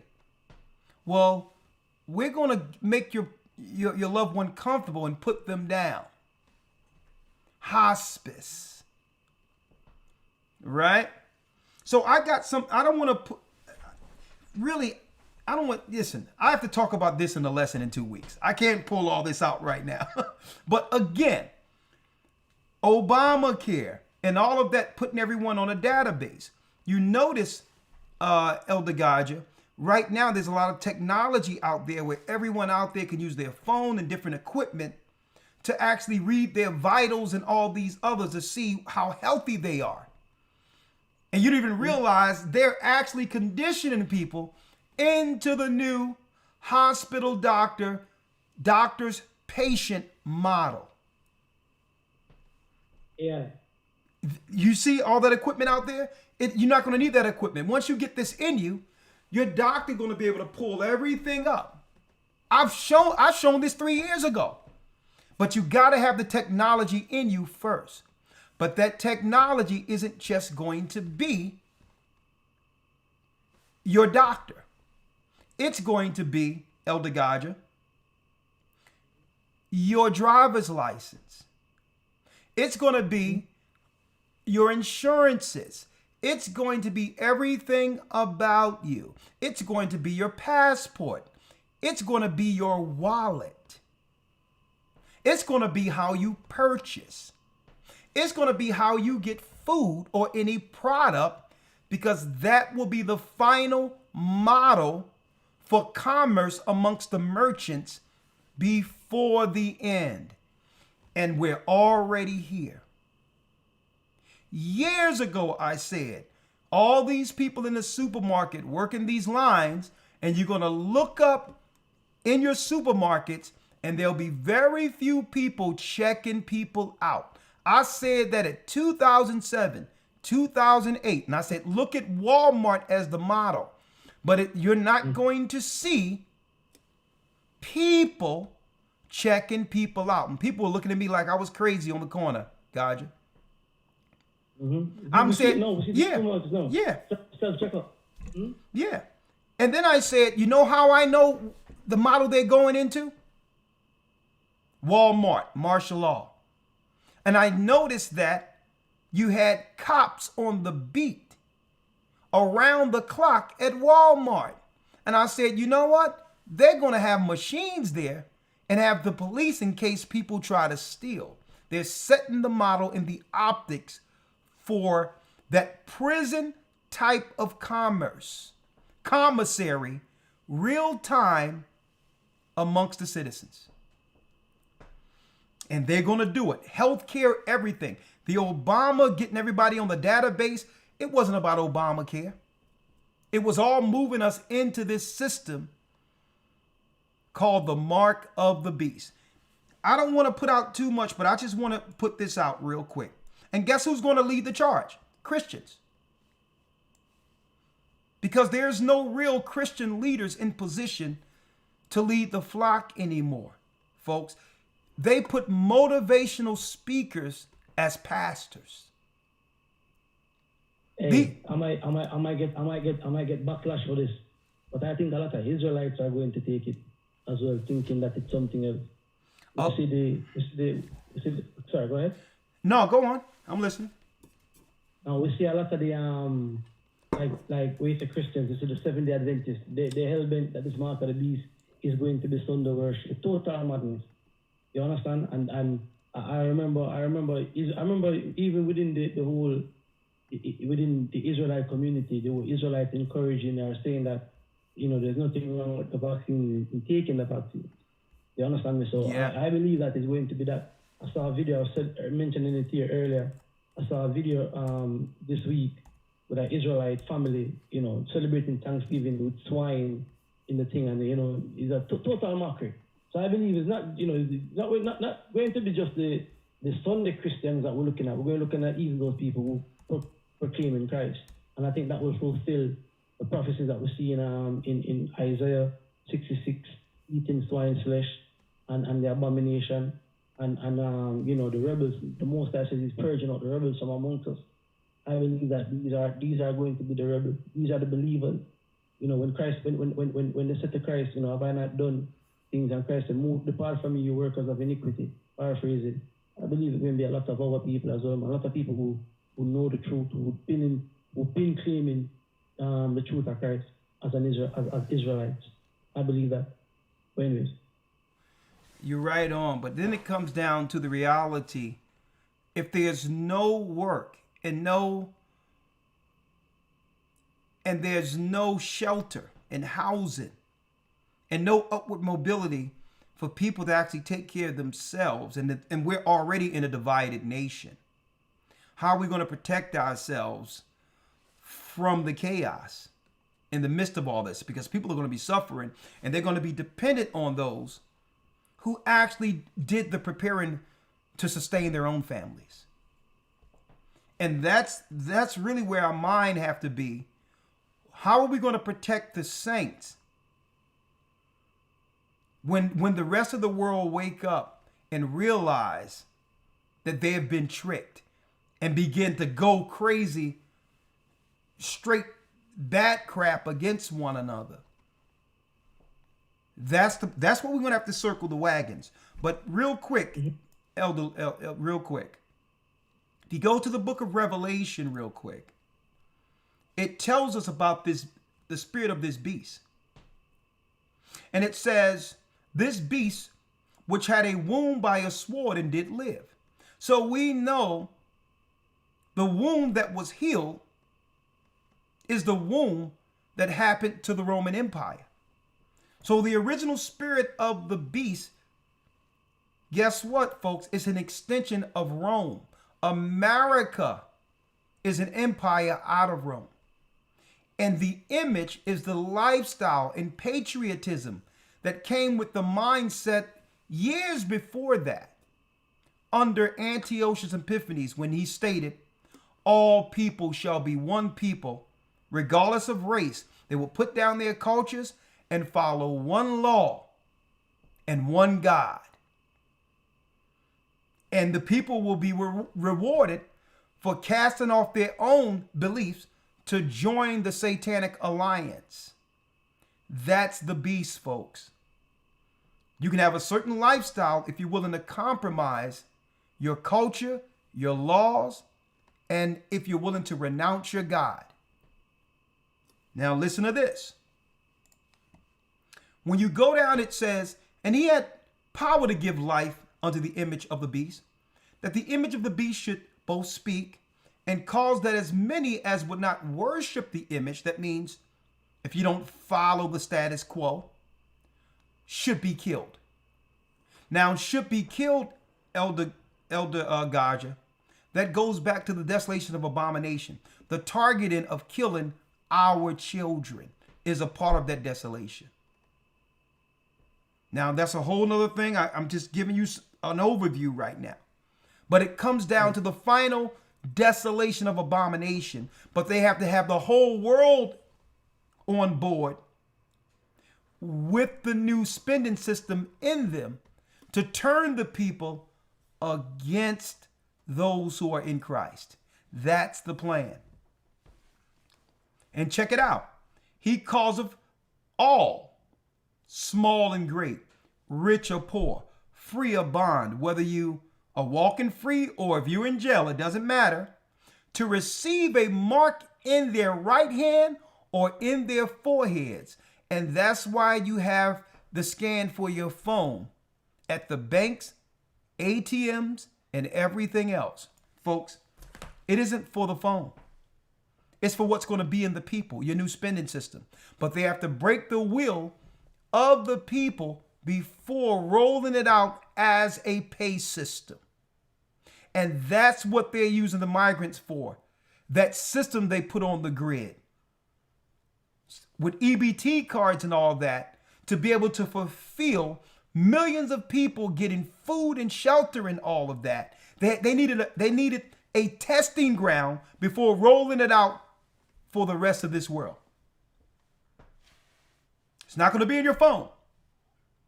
To receive a mark in their right hand or in their foreheads, Neuralink. And when you look at that mark, it says charagma. That means at a sharpened point. which means it will be administered through an syringe. Let me show you. Let me show you here. Rich and poor. So guess what? They're going to give people an option. They're going to say, yeah, we got housing. You don't got to pay for housing. But this is the spending system you'll need to have a house. After not being able to find a job, after living with your family, no way out. And the government comes with a convenient way out by saying, if you go get this, I'll change your life overnight. How many Christians you think are going to line up around the corner for this? Check this out. Mark. Scratch. Etching. That is a stamp or a badge of servitude. And when you go into Charagma and break it down, it says, it comes from the word charax, which means charasso, to sharpen to a point. A syringe, folks. Something administered under the skin. Through the idea of scratching. What was the Most High showing John on the Isle of Patmos? The modern day healthcare system that we're living in, that's administering the mark, the new spending system, where commerce and the FDA comes together under one. The Food and Drug Administration. What does food have to do with drugs? Unless you were going to combine them at the very end, where the people's food and their health care and their spending would be under one system. Little did the people know it was in the Bible the whole time. A stake, that is, and it says right here, a military mound, circumvallation. Check this out, Elder Rawchaa. Circumvallation in a siege. So not only is it a stake, what's in you is going to align you like the Roman armies against those who believe in Christ. These are the people that's going to be programmed to put a siege against God's people. Mm-hmm. Absolutely crazy. And we are here. And folks, let me tell you, we're going to let them know. Hold on. We're going to let them know when it all goes down. I'm going to be on the street and all that. But even it's going to come a time even after that. We're going to go on the street initially, but God is going to come a time where we're not going to be able to be on the streets. It's going to be blood sport out there. Okay? And it's going to be based on people needing. They're going to be looking around for things they can utilize to barter, to pawn, to do everything just to survive. I'm going to tell you, we are here. 515-605-9327. And the Christians aren't going to do anything because a lot of the Christians are sick. They were targeting the Christians. T.D. Jakes, Rawchaa, and all these people were spearheading the campaign. When everything shut down, it was the Christians convincing their members. I've seen Israelites. I've seen Johanna out there telling people that it was okay. Okay, what is it? The white man is the devil, but he's okay right now to administer. The devil going to look out for you now. The healing, no, that's crazy. Isn't that crazy? He say you can't trust the white man, but line you up for the white man, Fauci's experiment against people. And he claimed to be a man who understands God. Talking about, yeah, we all got vaccines. I'm like, this guy don't even understand the history of that particular type of medicine. He can't even, yeah, go ahead. But go ahead, I'm listening. Check it. it's so mind blowing to see, right? Believers of Christ, of people who claim to believe in Christ, looking to Pharaoh or Caesar for healing. And if you can show me anywhere in the scriptures where there were sick people and the Messiah said, yo, let's go check Pilate. Pilate have a thing coming in from Rome that's going to help everybody. If you can show me Christ doing that, then I'll follow. But Christ, the Bible says, let's be like Christ. Christ never did that, man. With me, Christ healed the people. Christ healed them and told them don't sin no more and gave them ways of staying healthy. You understand me? And not for these, not for these guys when they come with that foolishness. Christian, you say Christian pastors looking for Pharaoh, for the government to bring salvation. And I mean, it's not new. It's not new going on. We saw it at the time of Christ when Christ raised Lazarus from the dead. They said, yo, listen, what we gonna do? This man do many miracles, and if we leave him, the Roman cannot come and take our place and nation. Same thing. So once you see the people them lean into that way, that you've been compromised, man. You sold out. But anyway, I pass it back. Well, let me tell you this, Gotcha. And I see someone says, well, maybe these people were paid. I don't believe they were paid like that. I believe they're just ignorant because the Bible says that they will be deceived. I believe that some of these people believe because they got shots coming up that this is some type of breakthrough medication without understanding the history. I mean, people can have some type of literacy in the Bible, but still be ignorant to other areas of science. And that's the reality of it. But you can't be in the Bible looking at it prophetically and not really put their science under a microscope, especially how long they've been experimenting on our people. Okay, and that's no secret. But I digress. I don't believe that they were paid, but I believe that they made it convenient for a lot of nonprofits who wasn't making money otherwise, not being able to have a congregation during the shutdowns. So if they were shut down, then they would have to apply for certain financial packages to supplement what they were losing with the congregation being absent. So I do believe that they were looking at the pressures of the overhead and seeing the opportunity that come with nonprofits who would at least toe the company line during a time of uncertainty. Okay. Now, the whole thing is, do I understand why they did it? Yes, I understand. Would I have promoted anything the government was talking about, knowing that what Christ says about these people? Absolutely no. We stood 10 toes down from the beginning that all of that stuff is against our religion. And it's not just the emergency stuff they were rolling out. Putting something in our children is against our belief system. As far as we're concerned, it's anti-God and anti-Bible. And I have my religious right to state that.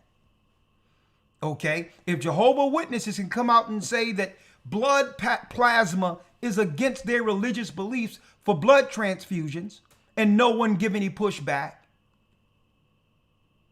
then we can say, well, those shots, even if people claim they're good for us, well, that's a medical procedure that's against our religion, anti-God. And a matter of fact, the Bible points them out as something contrary to what people should be a part of or take part of. Right? 515-605-9327. We're burning the midnight oil, actually. I can see this. But when you go here, it says right here in Revelation. And it goes down, he causeth all. Now, how do we causeth? No housing, no jobs. Jobs are given to AI and robots now and all these others. No way to survive. You're sick. So in order to get anything, you're going to have to comply. Does that sound familiar? Well, if you want to work, well, I had to get it because I had to work. Mm-hmm. They were threatening my livelihood. I would have been put out, no work. And now I can't pay my mortgage or rent and I'll get put out in the streets. So doesn't that sound familiar? Mm-hmm. So everybody who fell for the last thing and didn't use that as a sign to get themselves right with the Almighty and under his hedge are going to really fall for this one. But this thing they're going to do next with the technology, when they do this, it's going to be serious out here, folks. And I'm talking about the psychological control that they'll have over people under certain circumstances. It's going to be like real life Manchurian candidates being utilized outside of their own control when this stuff is in them.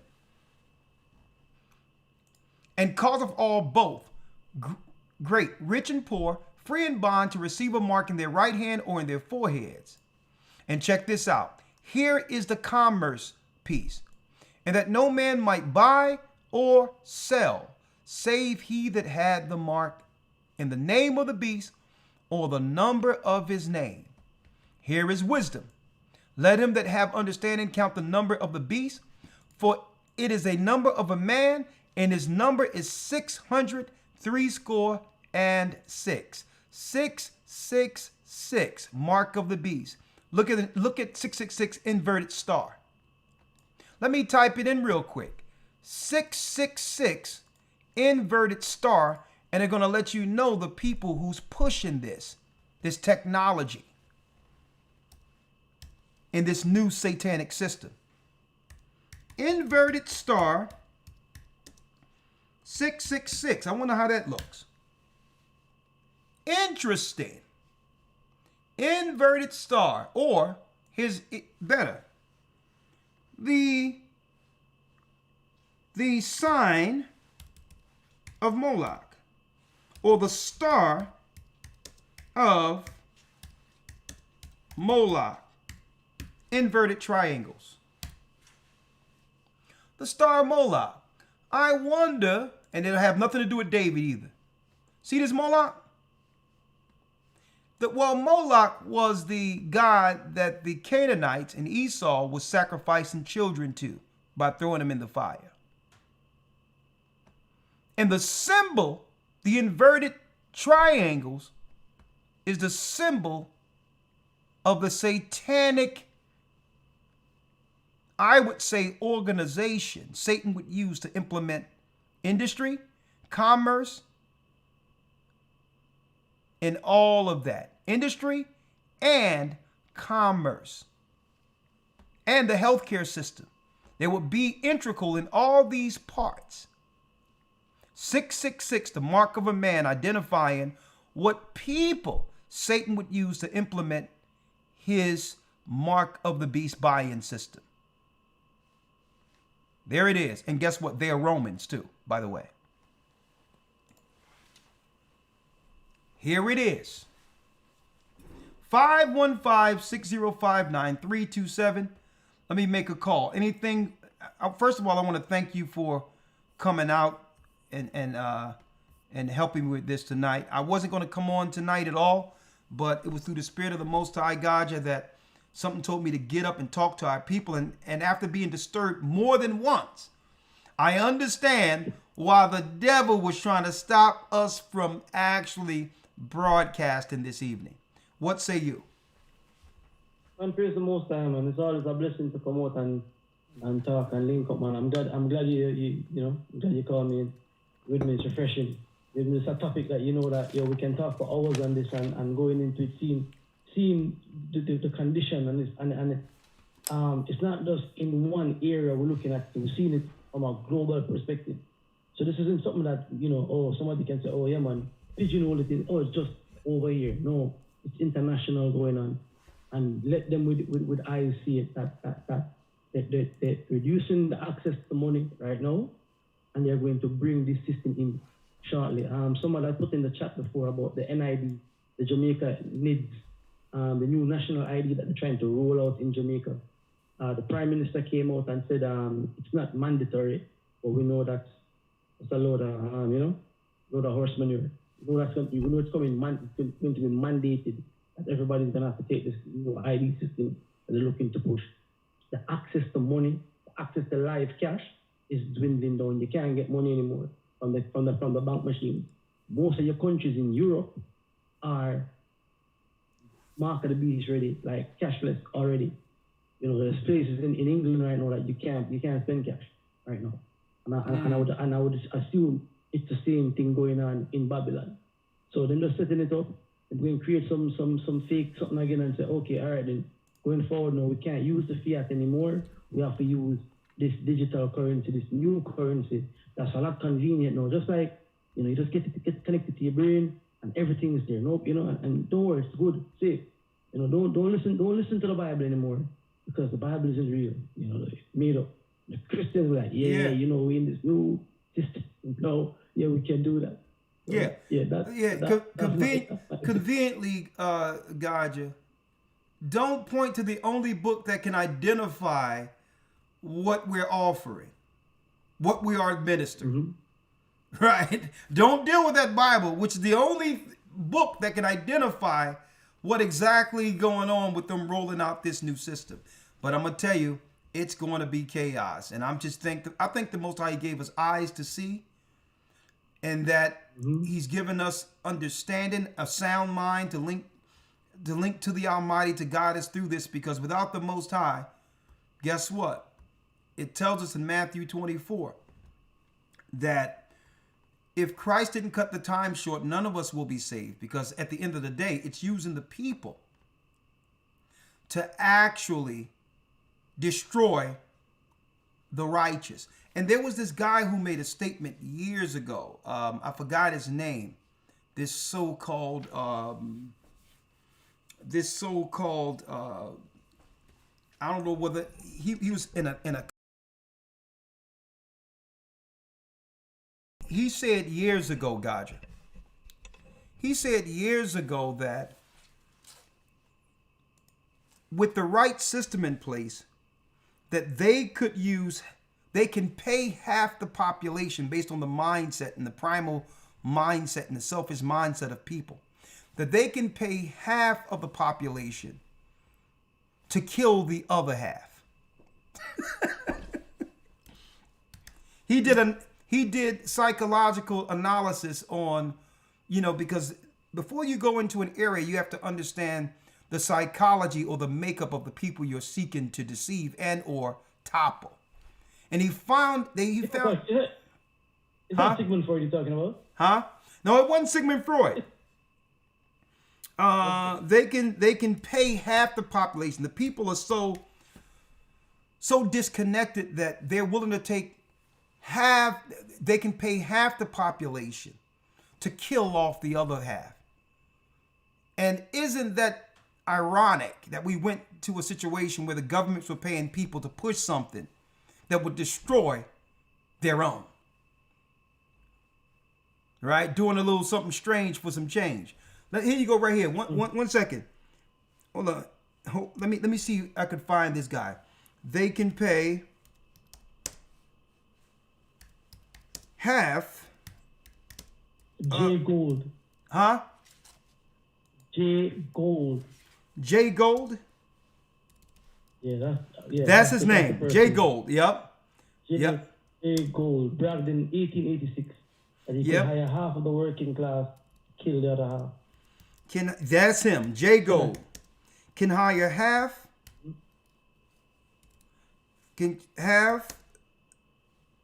of workers to kill the other half, right? Jay Gold, that's his name. Yep, that's him. 1886. Jay Gould. Jay Gould was his name. Jay Gould. He says, well, listen, we know the makeup of people. We can hire half of the population to kill the other half. That's crazy. He is right here. The Cunning Hunter. And his name is Jay Gould. And he so happened to be Jewish. You know, that's probably just a coincidence there. I can hire half of the working class. Half of the working class to fight the other half. See? You can use the working class to turn regular people into mercenaries, especially if there's a lack of jobs. People will do anything, even administer poison to others, just to survive. I can hire half of the working class to fight the other half. You can't make this up. Deep, right? Huh? It's deep that I'm saying it's deep when you look at it, to let you know that even the whole construct of work is a social control construct. Yeah. To make that, to say that the whole construct of having all the set up for you to have jobs and go to work and they ring the bell and you go to work, they ring the bell and you go home. They install that as a construct of control for the populace.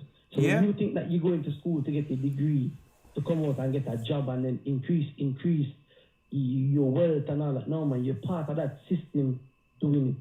You understand me? It's like, you know, and this is nothing against anybody that has been to school and studied. I'm just saying when you look at the control mechanism, you know, you look at the so-called billionaires, the people out there who are billionaires. Enough of them don't have degrees. They never work a job. They're kind of outside of that construct. The millionaires are outside of that 9-to-5 construct of a job, working like that. And that's no coincidence that he would say that in 1886 that half of these people here working, I can pay them to kill the other half. Well, Esau have to do that because I broke it down this Sunday that they're small among the heathen. Let me tell you, they're the smaller demographic in compared to any other race of people. So in order to dominate, you have to convince any race to oppose itself. You have to have your people. You can't have the people with an alliance for themselves. They can't be aligned against the power structure. So you will pay half to align to them under an allegiance. Keep in mind, Gaja, the majority of the East Indians and Asians and even others that come into the country, even that we call, ain't no such thing as Latina and Latino. That's some stuff they came up with. Who come into the country, they come into the United States and they identify, and you even Africans, they can actually put Caucasian as a race on their applications and on their licenses. So this is how they align themselves in number, being the minority in number.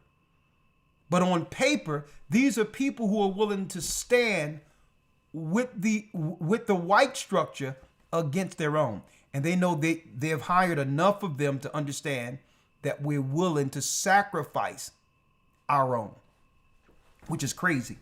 Let me open this up, and before I do, I would like to make an announcement, and then Gaja and I will be here to answer any questions. You know, Lawya has some time with his family tonight. Initially, you know, but, you know, I say, Lawya, go ahead and enjoy your family. It's okay. I want to make some announcements real quick. As far as donations go, we have donation options. We would like to thank everyone for continuing to help and support the Gathering of Christ Church. Your donations are appreciated and used to help support your local congregation, and we thank you. First of all, we have to thank you because without your support, we can't do what we do. Please note, we are currently experiencing difficulty with our tithes and offering cash app handle, $Gathering of Christ. I've been saying that for the last week.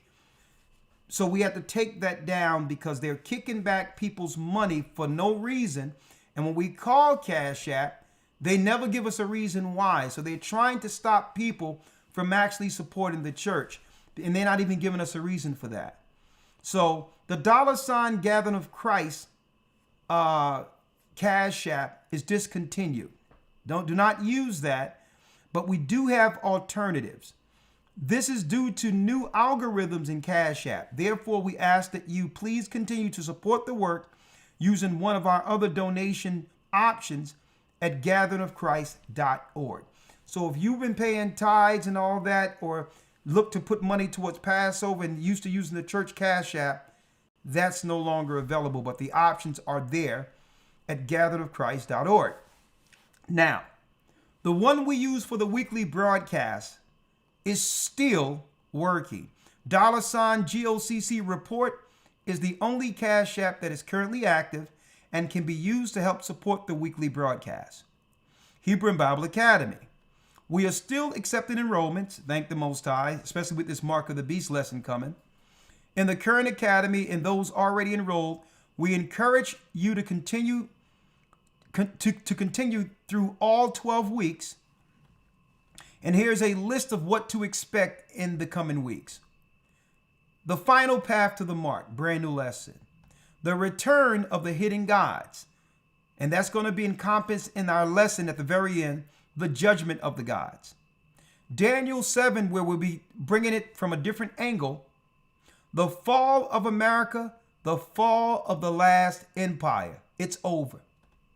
The industrial age is over. The technological age of robots is here. Okay? America as a financial superpower is over. And what does that mean for us pivoting towards the kingdom of heaven? Well, that will be discussed in the Hebrew and Bible Academy. Also, week 6, we have a prepping, part of the prepping symposium guest, how to prepare your home and your family for what is to come. Week 8, we have fitness, linking spiritual and physical health and how critical it is to align both with the Most High Ahaya in these times, mind, body, and spirit. Week 10, we have an uncensored interview backed by popular demand. Demond Wilson will be back. The pastor, the brother, the author, the brother from Sanford and Son, the elder from Sanford and Son, will make a guest appearance and talk about some of the things he couldn't share on our YouTube platforms. Every time he come on, he gets censored.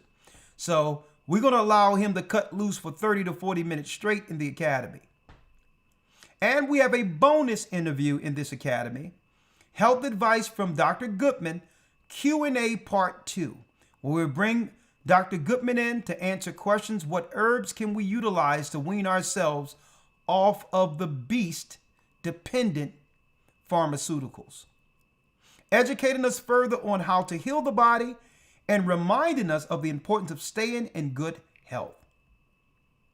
Also, please tune into our GOCC weekly broadcasting. So many great brothers who are working and doing the work. Myself and Elder Lawya. You can support the news and all of that. The news with Shabbat, Elder Lawya with the Hebrew, and myself teaching in our Hebrew and Bible Academy. Go to historytimes.org to enroll. Tuesdays, every Tuesday at 7 p.m., we have Elder Rawchaa, Let's Talk About It, on YouTube. And you can find him on GOCC Media. Wednesdays, of course, myself, I'm here, ready to roll. Even against all the technical issues, stuff falling down, and people, trolls tapping into my computer, messing up stuff. But you know what? I'm a fighter. Every Thursday night, and you can find this out tomorrow, the Levi Experience with my brother Hazak, great brother. You can find him on GOCC Media, a fervent soldier in this spiritual war.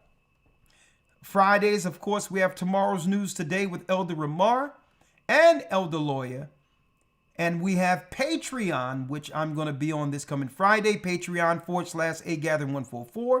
And you can meet us on both platforms, YouTube, as well as Rumble going forward, as we simulcast. Coming to the end, leading to the mark of the beast. 515-605-9327. Will Christians or believers Take the mark of the beast. Well, we're gonna call in real quick and see. We're gonna have you brothers chime in, you sisters chime in, and give us your insight. And it's a shame that we're so divided as a people right now. They have done this intentionally with this LGBTQ, man against woman. Folks, this is, I'm going to tell you, where we are right now, it's no time to be divided. We are exactly where they want us. In a spirit of not desiring to help our people make it through this with these personal vendettas and issues we have amongst one another. Man hate woman, woman hate man. And folks, the armies are here. So we just have to get it together for the sake of self-preservation. 515-605-9327. What say you? Blog Talk.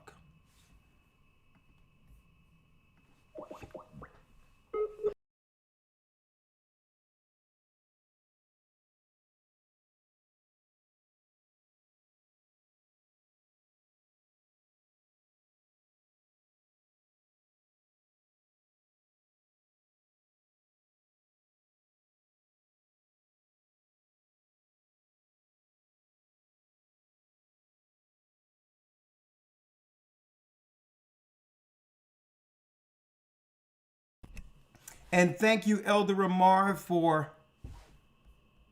for holding the host for Blog Talk down. Let's call in.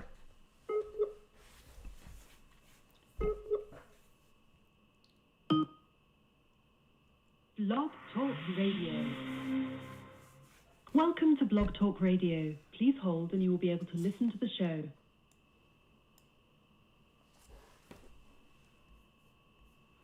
Unmuted. All right, thank you, Elder Rawchaa, for unmuting me. I see you there. I'm gonna bring you in a second. We have the sax player, my brother, in tow. So hold on, I'll bring you in a moment. I see you in the queue. We have Corey, Kayem, we have James. All right, let's start with Steve Israel.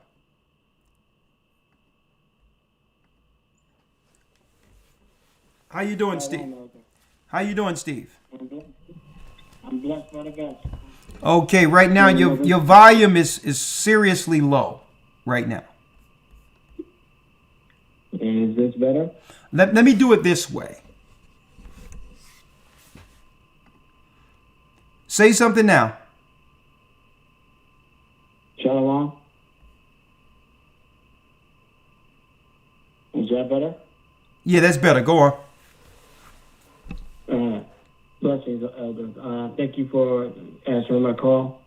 I have a question and a statement. My question is, in these times that we're now in and facing, exactly how do you begin to try to explain to your family how we should be preparing for it, especially when I've tried to do this numerous of times, speaking to different members of my family. Some saying that they're trying to find their religion, and some saying that they don't believe what I believe. I've even tried to organize a dinner to have my family sit down and discuss this. And I found that even difficult to do. Members finding issues to come against one another, as well as little idiosyncrasies that they find that they don't like about one another, where they don't want to come together. Let me read this for you. The Bible says after the first or second admonition, one that's a heretic, you have to reject. Now, reject isn't closing the door. It's like, why take yourself through the mental anguish of those who choose not to follow. You can only do what's within your control. Let me read this for you real quick. Right? Real quick it reads. Because you say you set up functions and all that to speak to your family. Mark the 6th chapter, Christ says, and he said unto them, in what place soever you enter into a house, there abide till ye depart from that place.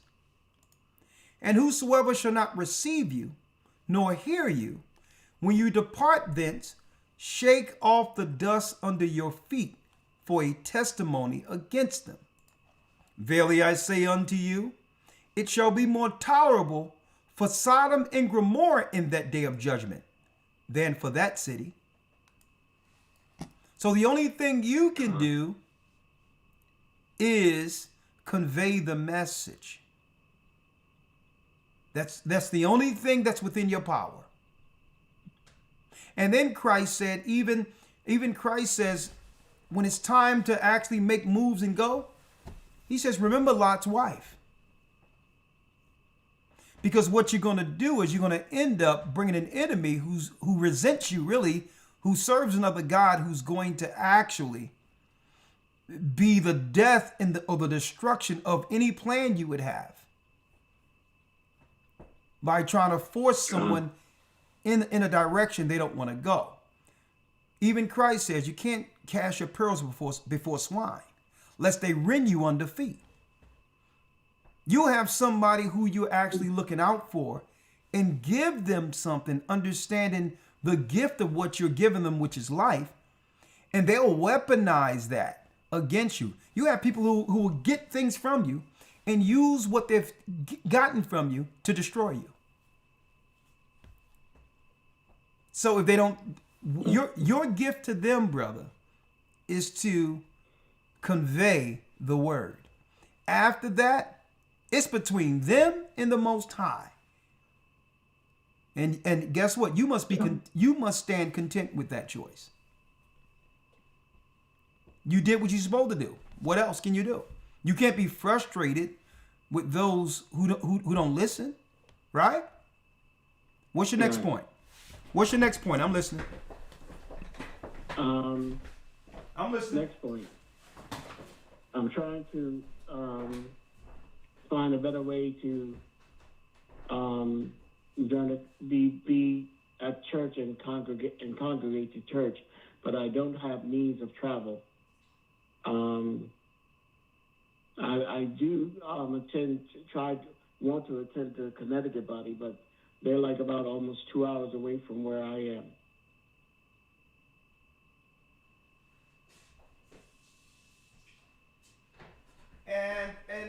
And where do you live again? I'm in East Long Meadow, Massachusetts. Okay, well, just reach out and we'll get somebody to help you with transportation. Okay?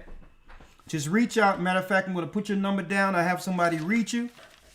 How far are you from Massachusetts? You in Massachusetts? Yes, and the gathering is in, I believe, Waterbury, Connecticut. No, we have. Are you in Boston, Massachusetts? I'm nowhere near Boston. I'm like at the other end of the state. Oh, okay. Okay, I'll have somebody call you and see if we can help assist you with some transportation to get to church, okay? Okay, thank you. But don't let the people frustrate you. All right, stay in prayer and stay strengthened. Shalom. Corey has a question. Shalom, Elder. Shalom. How you doing, sir? I'm doing pretty well. How about yourself? I'm blessed by the best, and his name is Ahia. What say you? Yes. I was wondering if you can give me some information that could lead me to proving to my father that Ellen G. White and James White were linked to the Masons and Eastern Stars. Man, that's a lesson I did years ago. Hold on.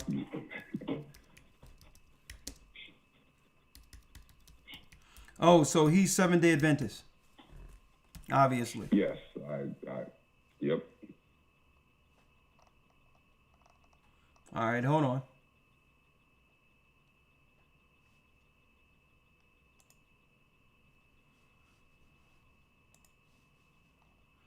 Man, that was years ago.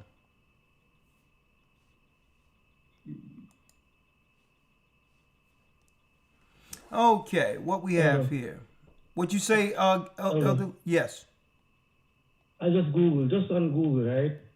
When was Seventh-day Adventist founded? And it says, it just comes up, the first thing comes up is May 22nd, 1863. So my question would ask is, where was Israelites, where was black people in 1863 when this religion was founded? What were we doing? What was the condition of us at this point? Yeah, 1863, right? Now, even before we go there, right? 1863, what was our condition as a people? With when L.E.G. White was married to this Freemason? Great question, Elder. What was the condition of our people? Huh? We were enslaved. Enslaved. Okay. Now let me pull up. First of all, I need to pull up this weirdo that she was married to real quick. All right. Let me see if I have him here. There they go right there. Okay. He sort of looked like along the lines of the Joe Smith Mormon type of deal. A lot of these guys came out of the same wheelhouse. You're talking about Freemasons, such as this guy right here. Let me show you. Then you had Charles Taze Russell at the same time cultivating Jehovah's Witnesses. And all of that was really bringing in, you know, the Millerite movement. Yeah, the Millerite movement, exactly. For great disappointment. Yeah. Claiming that Christ already came, but he was in the spirit, but no one nothing happened, right? Let me go here real quick. Here go the weirdo right here she was married to. Okay. Now we do the history on the beginning of their movement, and I need to do a whole discussion on these people. And this is why most people don't believe in the Bible like they should, based on these Jesuits and Freemasons who came to America to use religion as a form of control. And their ideology had really nothing to do with the Bible in of itself, right? I can't go into all of it right now, right? But this is what we do know, right? Let me get it here. What we do know is there's a big obelisk which appears over James White, her husband's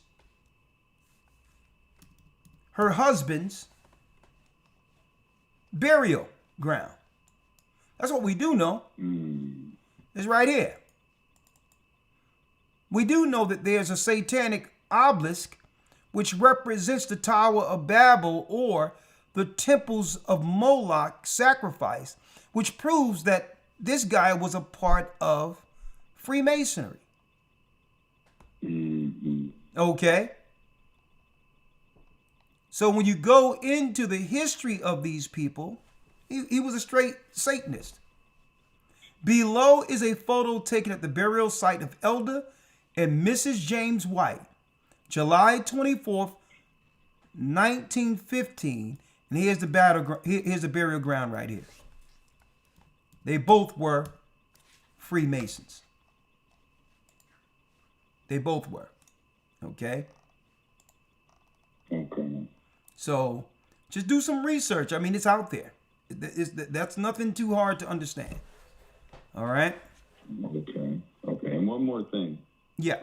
Have you ever heard anyone talk about or mention that the disciples were having a discussion amongst themselves, and one of them, they were saying that John was going to be alive during the last days, like because he didn't pass away on the island of Patmos, and there's no record of him dying or anything. No.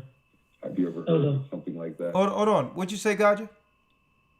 Yeah, just two things. The question he's asking you about is John not dying. When you go into the book of Eusebius, it tells you that John died shortly before Peter did. Peter died at 120, and John the disciple, John died.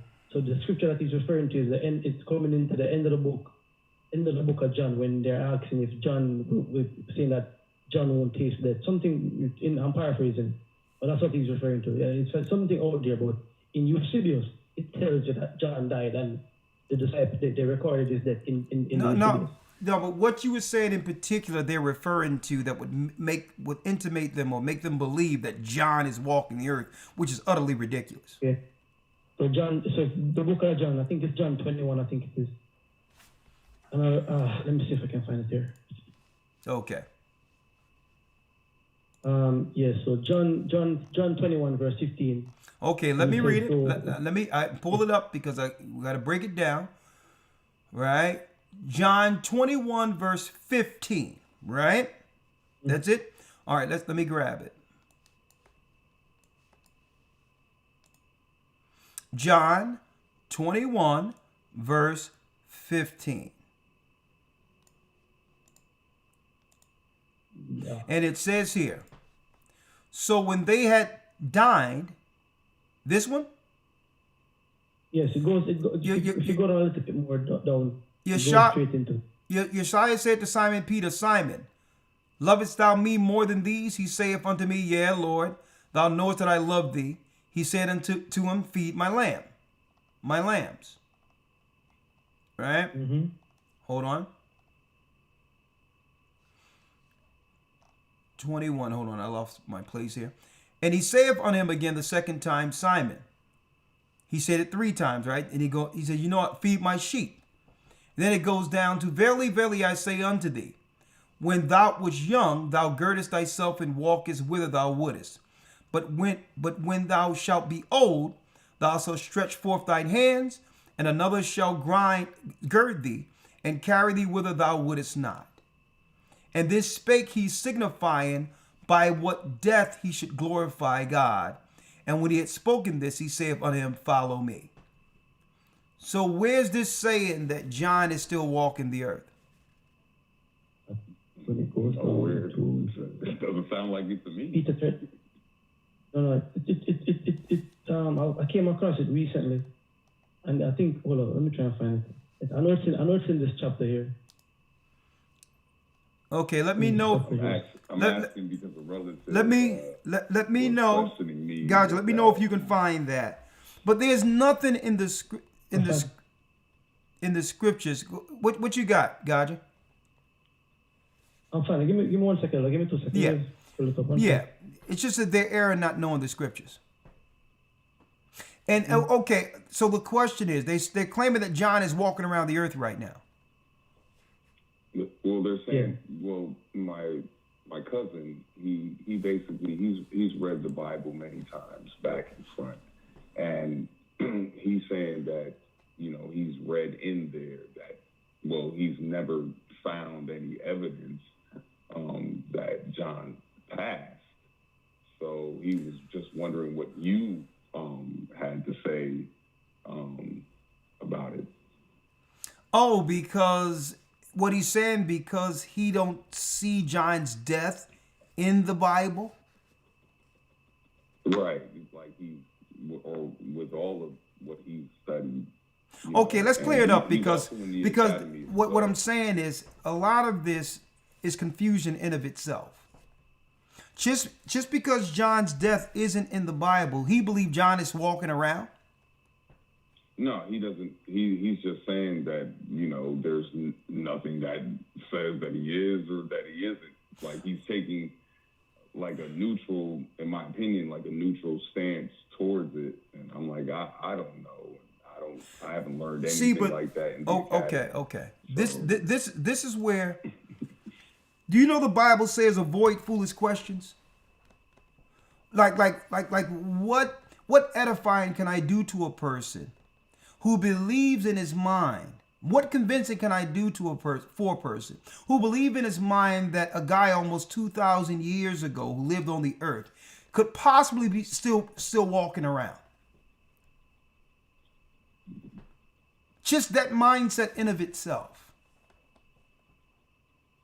I mean, this sounds like I'm speaking to a Nuwabic and one of these crazed, Ansal conscious cats. Because there is no common ground when I'm speaking to a person who believes that one of the disciples is still hanging out around here somewhere. Right?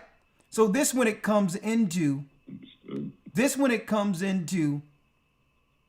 those that are walking with sound doctrine and understand the Bible on how much we're willing to entertain foolishness. This would say something more about me than him. If I'm sitting here talking to a guy and I'm trying to convince him what the Bible says is true, but his conversation is to lean towards me convincing him or not, whether or not a dead man is still walking on earth today. Right? So is there other places we can go for common ground? So this is it, Elder. This is it. I found it here. What I'm saying is, I'm gonna get that.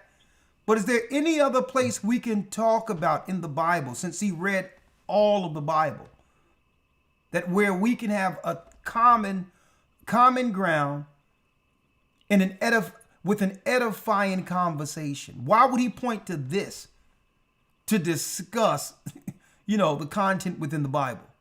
But go ahead. What you got, Elder? Yeah. So this is where they're going. Is that if somebody comes to you and says that, they read the Bible and they don't see where John dies, that's not the truth. That's not the case. It's something that's floating around out there on internet land. All right, and it says here, John 21:22.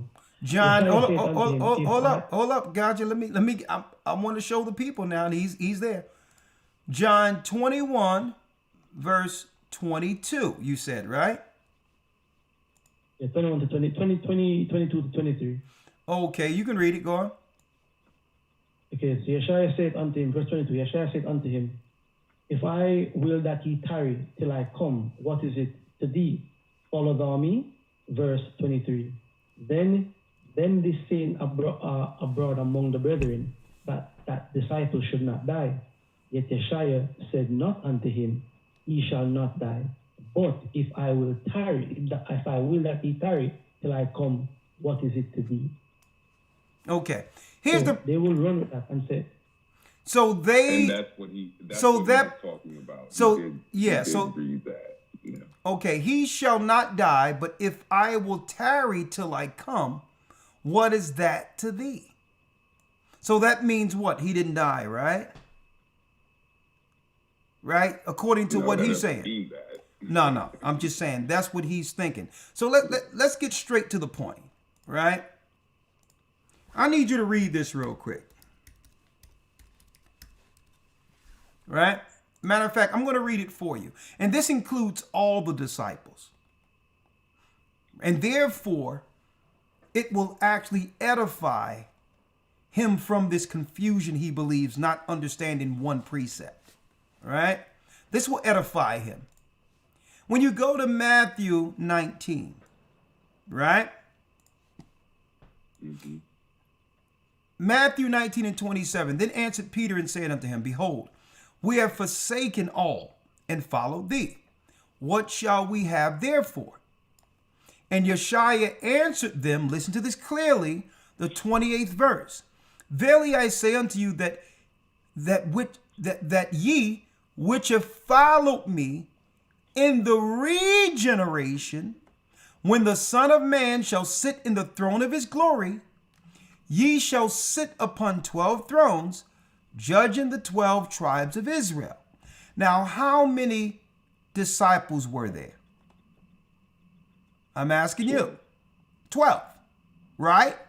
So John would have to be included in these 12 who would be in the regeneration, correct? Correct. Okay, so what's the regeneration? Hold that. And let's go to Revelation The 20th chapter, which talks about the first resurrection. That's what the regeneration is. When you go to Revelation, the 20th chapter and the 4th verse, right?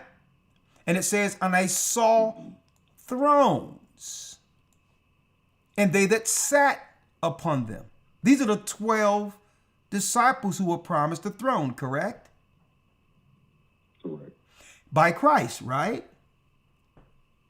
That's correct. And judgment was given unto them, and I saw the souls of them that were beheaded for the witnesses of Yeshua and the word of the Most High, which had not worshipped the beast, neither his image, or received the mark in his forehead or in their hands. And they reigned and lived with Christ 1,000 years. But the rest of the dead lived not again until the 1,000 years were finished. What is this? This is the first resurrection. So the regeneration is the first resurrection when Christ comes back and the dead in Christ rises first. So that encompasses all 12 disciples. So how is John walking around? Okay. But when you look at the extra historical records, such as the Eusebius, it goes into the distinct deaths of the disciples. That history is there, including John's death. So what's going on is he's erring, not knowing the scriptures. Okay? You can get the Eusebius from Amazon, right? Yeah, but he shouldn't be convinced first through the Eusebius. He should be convinced through the precepts I've just shown you, so that he can rewire his brain. Because if he's erring in this one area, he's thinking backward throughout the whole Bible. This is just one of many nonsensical things he's thinking. So I'm not even going to take him to another book until he see the precepts of Christ talking about giving 12 thrones in the regeneration. So that's how you teach people. So and it'll conflict with his program, and if you know that Christ said this same man would be in the regeneration. So if he's in the regeneration, which means when Christ returns back and raise the dead, he can't be walking the earth. Okay. You got that? Makes sense. Okay. So the regeneration isn't reincarnation either. That's utterly ridiculous. There is no reincarnation in the Bible. Okay, that's off. What you say, Elder? Just one more, just for the LNGY question at the beginning. Seventh-day Adventist, Matthew 11 and 13. Matthew 11 verse 13 for the Ellen G. White question. Mm-hmm. It reads, and he said unto him, art thou he that should come? Or do Matthew we? 11, Matthew 11, 13. Matthew 11 and 13.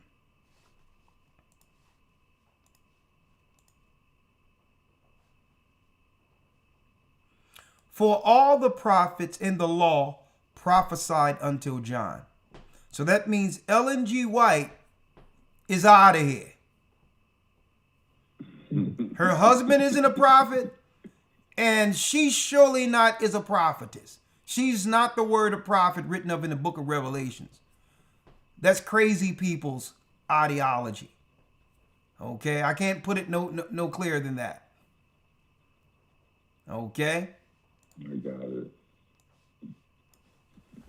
it. All right.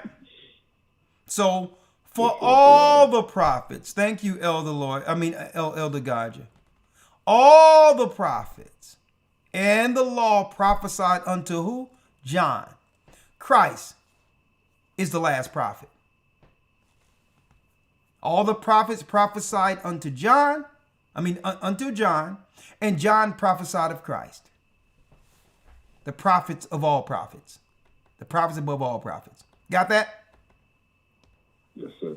Okay, Ellen G. White is out of the bubble. She's out of the mix. All right? Shalom. All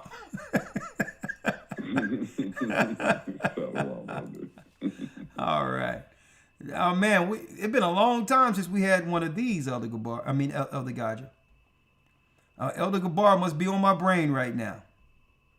Hey, yo, that came up to me probably a couple months back. Someone said, "Yeah, you know that John never died." I'm like, eh? So I was like, you telling me that John here chilling out for the last 1,000 years and not said nothing to nobody? Yeah.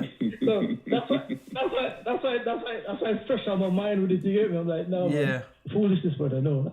And if you read the scriptures, it wasn't saying that. It said, what if I said he should tie down? Well, what is it to you? Yeah, what is it to you?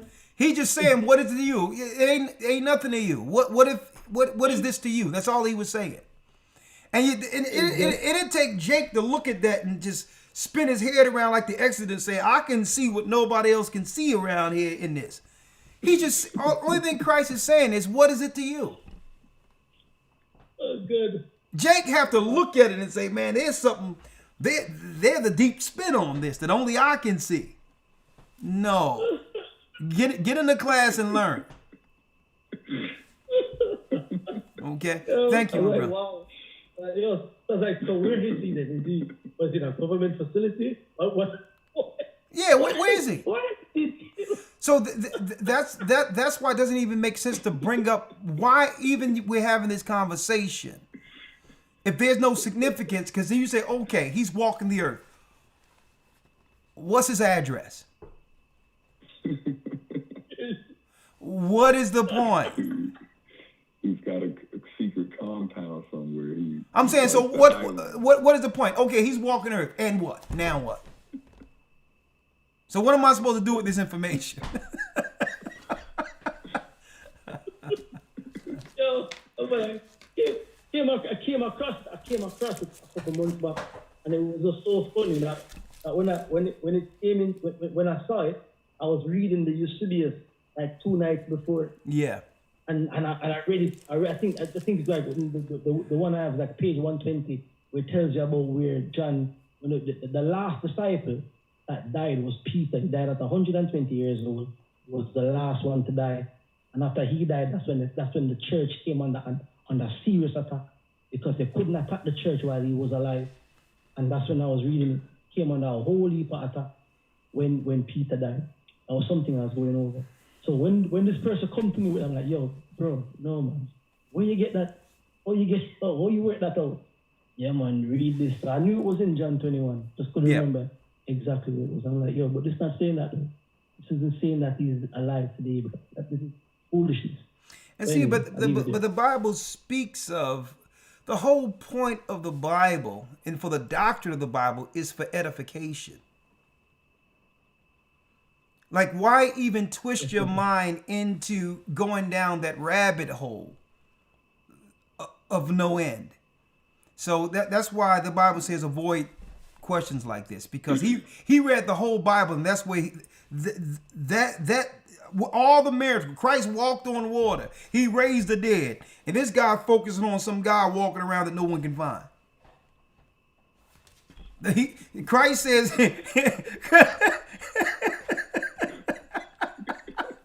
I mean, so you triangulated on this, huh? Come on, man. This is our people. Wasting time. Okay? Thank you, my brother. Shalom. They're just time wasters. Right? So you know what they're waiting for, right? Gotcha.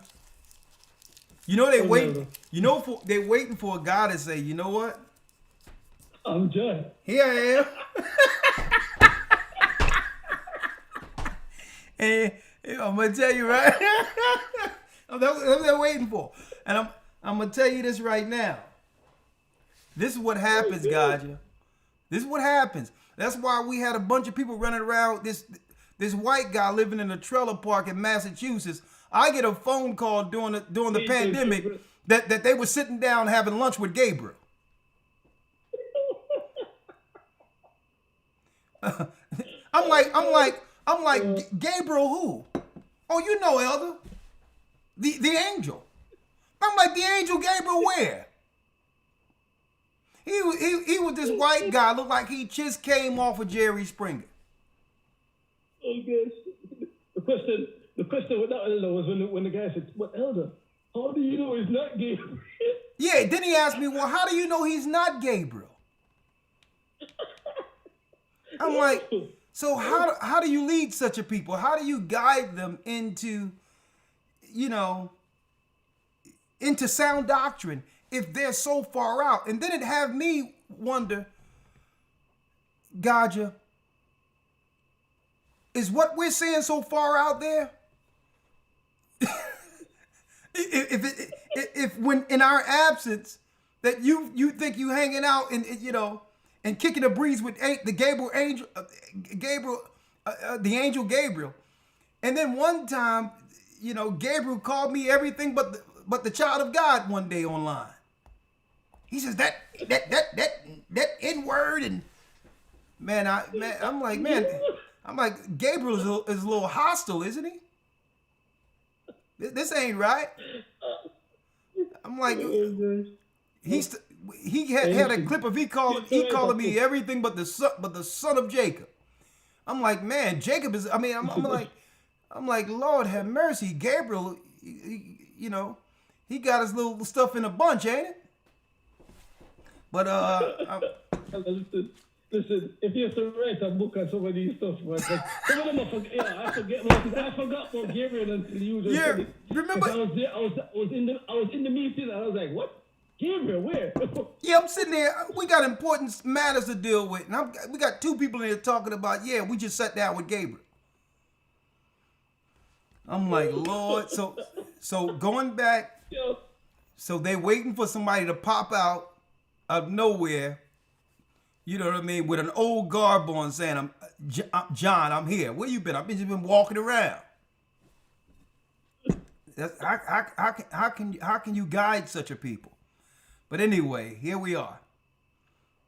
Well, how then they look at, how do you know he's not John? I'm like, oh. Okay. Listen, I'd never remember about Gabriel until you said it just then. I just remember those things.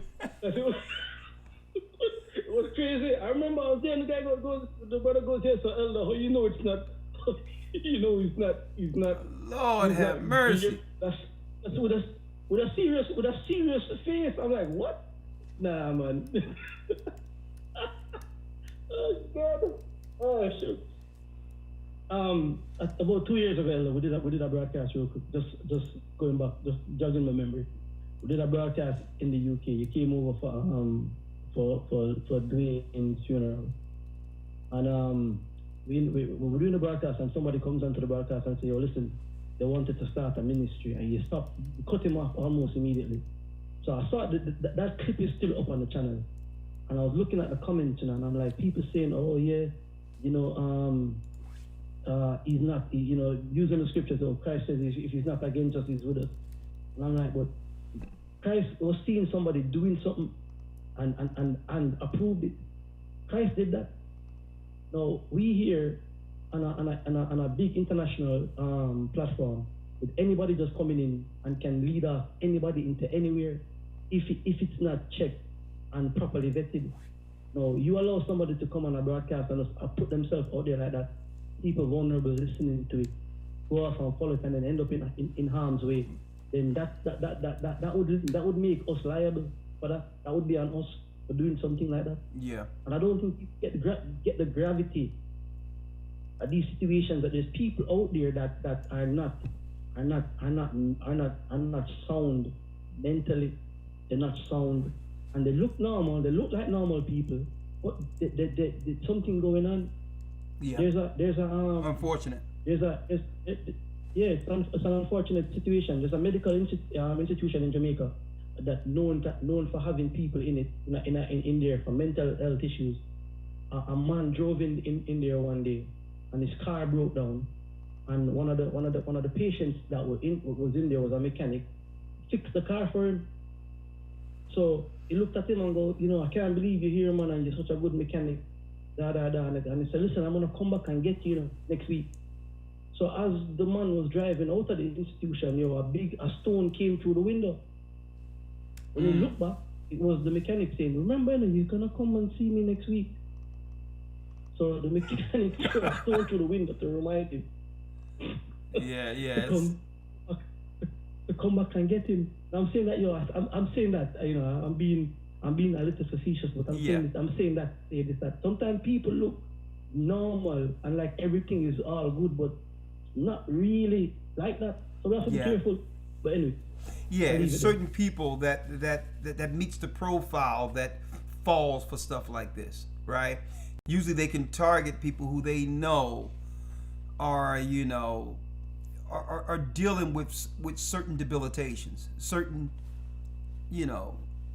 their mental faculties aren't all the way there, and certain people target and take advantage of people like that, and it's a shame. I'm like, Gabriel, who? I'm like, don't come with this stuff.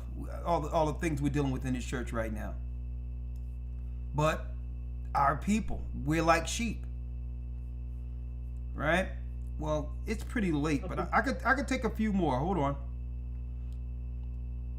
Daquan, man, it's 12 midnight. I gotta go to sleep. Daquan has a question. Hey, I just got. Is you got anybody in Buffalo, New York, brother? Yes, we do have people in Buffalo, New York. That's what I'm trying to look for. Okay. Send an email to gatheringasone@aol.com and say, I would like to gather in New York, and we'll have a elder reach out to you. Okay. All right. Thank you, brother. It's getting late, too. I did have something else, but it's getting late now. I'll probably try back next Wednesday or something. Okay. And I will be here for Patreon this Friday, so. All right? Friday? Okay. I'll try to call Friday, brother. I really appreciate it. Shalom. All right. Shalom, brother. Peace. Shalom. Yep. Someone say it feels like the old days. Yeah, it does. It does. It does. All praises be to the Most High. James has a comment. Yes, sir. Can you hear me? Yes, sir. Thank you. Just one thing. It's pretty much a comment that goes with a question.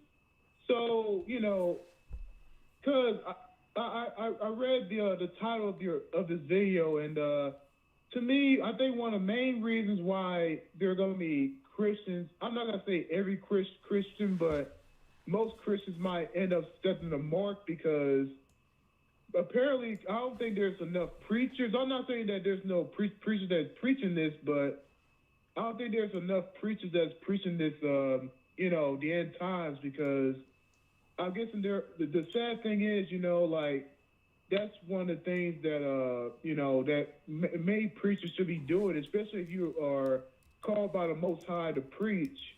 That's one of the main things that you should be preaching, is the end times of what's to come. So you're saying that you believe, you saying that you... In Matthew 24, it did mention that even the very elect will be deceived. So I feel like it should, it looks like it's going to be a time to where, like, there are going to be people that was walking with the Most High, but end up walking from it and end up taking this, following the beast. And that's the thing. I think my question is that, why do you think that there's not enough preachers that's preaching the end times? Okay, so I think you're looking at this one-sided, right? People cleave to their own. And preachers are very, very, very, very keen, especially these preachers today, keen into the congregation. They understand the mentality of the congregation they're servicing. So they're not the preachers according to the word. They're more so dealing as a service to the community than preachers. Listen to this real quick. And because of that, you have a church filled with unbelievers. And you have to realize the preacher know exactly what his people want to hear. And he tailor his sermons towards that. Let me read this. This is why. The Bible states in Isaiah 30 and 10, 30 and 9, that this is a rebellious people. lying children, children that will not hear the law of the Lord, which say to the seers, they're telling the preachers, see not, don't tell me the truth. And to the prophets, prophesy not unto us right things, speak unto us smooth things, prophesy deceits. See that? Man. So if they saying prophesy deceits, these preachers understand the demographic of those they're actually servicing. And listen to what I'm saying. So if they understand that demographic, they're not going to tell a gay person they need to repent when there's only 30 people left in the church and they, and need the finances to keep the church going. So they're going to try to find something that will excuse the behavior to a point where the preachers, I just seen a video a few days ago, brother, where the gay preacher introduced his husband, black dude. Wow. A gay dude introduced his husband as a part of this whole thing, and the people stood up and cheered this mess. That's an abomination. I'm answering your question the long way. It's not just the pastors. It's not just the pastors. The people, right? The people want those pastors because those pastors, believe it or not, he's not more so an enabler, but he's telling them that they really don't need to change anything and Christ will accept them anyway. And that's the message they want. They want the message, regardless of my sin, I need a God who's going to accept me without change. And there's preachers who are willing to facilitate that. Now, there's no question at all. There's no question at all, brothers and sisters, including you, that these people with preachers in a congregation like that, yes, they will stand in line. Matter of fact, they will bust the line to take the mark of the beast. Okay? Yeah, man. And I'll say this too. The sad thing is, it also says in hold on, brother. Hold on, brother. Elder God just wanted to say something. What'd you say, Elder? Just want to add this to what you're saying right here, man. Same book of Isaiah 29:9. It says, "Stay yourselves and wonder, cry ye out and cry. They are drunken, but not with wine. They stagger, but not with strong drink. For the Most High hath poured upon you the spirit of deep sleep, and has closed your eyes. The prophets and your rulers, the seers have he covered, and the vision of all is become unto you of the words of a book that is sealed, which men deliver to one that is learned, saying, read this, I pray thee. And he said, I cannot, for it is sealed." For it is sealed. Read the Bible. The book is sealed. They can't even see what the mark of the beast is. Exactly. So, really, the question in of itself was more rhetorical, but it was open-ended so that it can lead to a dialogue. But go on. Right. I was saying was like, yeah, I see what you mean, because the sad thing is, after realizing that, the Lord was in line when he was saying that it would definitely be like in the days of Noah and also in the days of Lot. I think it says that somewhere in, like you brought up Isaiah, it also said in Isaiah 24 as well, like it's going to be like a few people left when it's all said and done. That's true. I got to get to the next call, though, my brother. Thank you. I hope I answered your question. Yeah. I'm gonna let you go ahead. I'm sorry. All right. No problem. You don't got to apologize. I'm just, we burning the midnight oil, and I want to be as respectful as I can to those who are waiting. One moment. Gabar here has a comment. Shalom, Elder. Shalom, sir. How are you? I'm doing fine, my brother. Man, this has me reminiscent about the good old days when you guys used to get on Talk on the Peace FM. Blog Talk Radio. Yeah.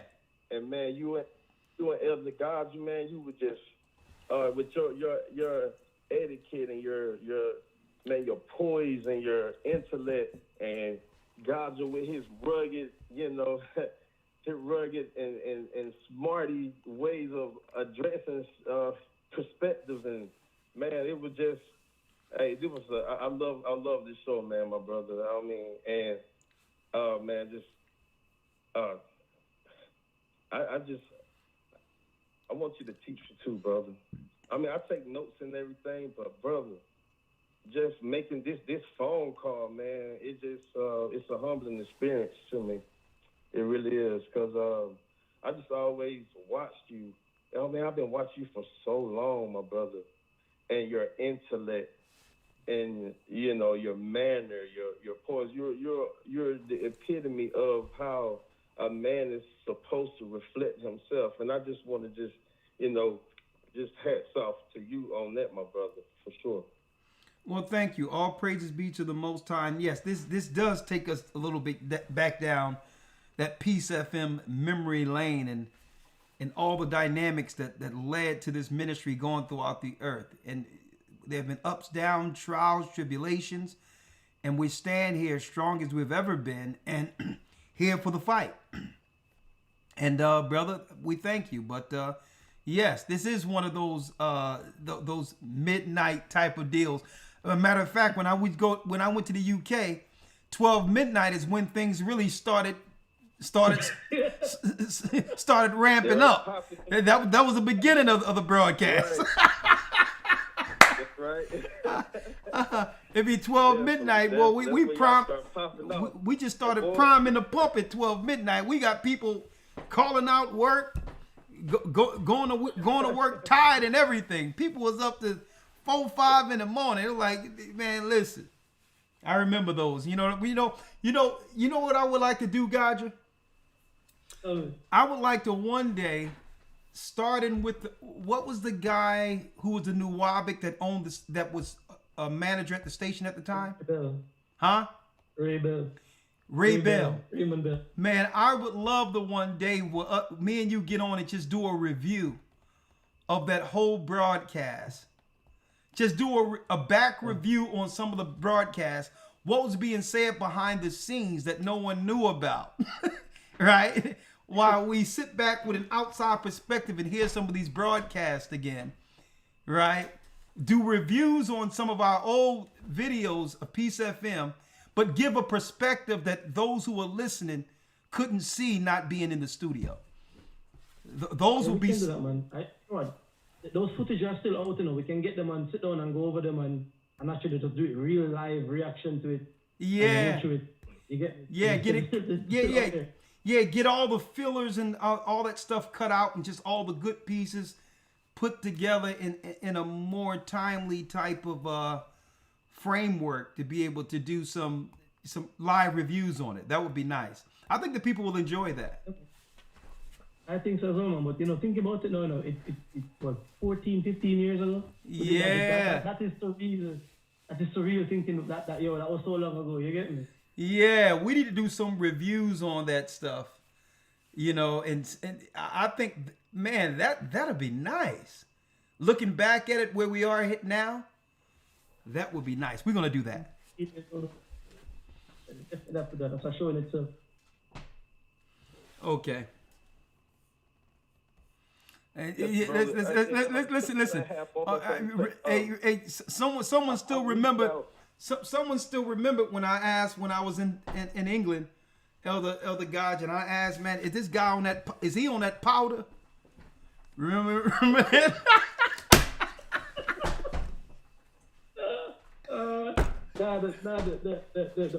The question was when you went into the eating grass, and then someone texted in, let him know eating grass is positive. Hey yo. Mama never want to say nothing about being a Wabic on that call. I remember that call like it was, because I'm like, yo, why isn't he? And that particular broadcast, you were snowed in Sheffield. You couldn't come into the studio. I was snowed in, yeah. That night. Yeah. Yeah, it was about this time of the year. You have to call in, and I was sat beside Mark McKenzie was beside me in the studio. Raymond showed up unannounced, coming in. Him and Mark came in. They planned it, came in. So Mark was sat beside me, and I'm saying to Mark when the controls are, I'm like, yo, Mark, why isn't Ray telling that why is he not saying he's a Nuwabi? And I was like, yo, he's hiding that. Why is he doing that? You get me? And yo, it was like pulling teeth to get it out of him. And then he finally said it, he said, yeah, well, I'm a Nuwabi. And he's like, yo, brother, what you said? Yeah, I'm a Nuwabi. My teacher is Malachi York, da, da, da, da. And that's when the show really came alive now. You get me? And then you started to go into all the things, and then you say, yo, listen, he has the pictures them all the way from Adam, Moses, and all of those pictures, those black and white pictures are him. No, that was in the office of Peace FM. You never know that. Nah. But it was in the office of Peace. Yeah, it was in the office, in the main office of Peace FM, and I had seen it. So when all that was coming out, it's like, yo, and I tell you what, man, Raymond Bell has not been the same since that night, since that broadcast. For real? And then, yeah, man, he hasn't been the same, because he used to come on and talk, and then since that his show became a music show, and then it came back again about two or 3 weeks after, and this time he came in the studio, and that was another broadcast in itself. You know what I mean? That was another tear down of strongholds and imaginations that was holding our people within that community, because everybody was hooked up on that thing. That Nuwabi was the new crap going around that so-called conscious people were taking. And let me tell you, Gaja, it's a serious craft. They put spells on people with that particular ideology. But thank you, brother. Let me get the next call. And you really, you really stimulated something. But go on. You take my number down and just be in contact with me. I spoke with Deacon Levi, Born Levi. Yeah, Kazak. Deacon Kazak you spoke with. Yeah. Yes, sir. Yes, okay. Sir. So, all right. I spoke with him a couple of times, but I was looking to get into the with the congregate with the church, and I'm located in Macon. I think the closest body would be up in Atlanta. Okay. But Macon, Georgia. Don't worry about it. I'm gonna get somebody to contact you. We're gonna reach out to you, brother, so you can gather. But thanks. Yeah, but all right. All right. Well, let me go. I'm gonna make sure someone contact you. All right. It's late at night, brother. I'm with you. Thank you. You really helped me out tonight. All right. You really jogged something that's going to really, it's going to be a good thing with what you brought out in this conversation. I'm glad you called. The water. I feel the spirit calling me back home. Go ahead, man. I hear you. Lord have mercy. He done broke out into a tune on me. Lord, you know it's getting late. D'Artagnan has a comment. He broke out on that thing. I hear the spirit calling me. It's drawing me back home. Oh, Ralph. Talk to me. I'm tired. Y'all got me buzzing out. I was looking into autism about a week ago. Yeah. And it came back as egotistical, greedy, narcissistic, and self-centered. You mean what? A definition? Brother, I mean, what I'm trying to see, I want to understand the dynamics of the conversation. How does this relate to what we're talking about? Well, with the end times, and you're going into how Jay Gould said that he could pay half the country to kill the other half. Okay. How everybody's gonna. Okay, I got you. Start coming against each other and such. And these end times, especially when the famine and no jobs. So Okay, these so people who so how does the autistic piece? You say autistic came with a definition, and what is that definition? egotistical, greedy, narcissistic, and self-centered. Because I'm looking, I don't see any of those definitions for autistic. If you look into the etymology of autistic, it goes into autoism from the Greek, which is selfism. And then when you look into selfism, it took me a couple of minutes to actually go through it all in order to get that answer. Okay. It isn't just on the Wikipedia page that autistic is this, and third.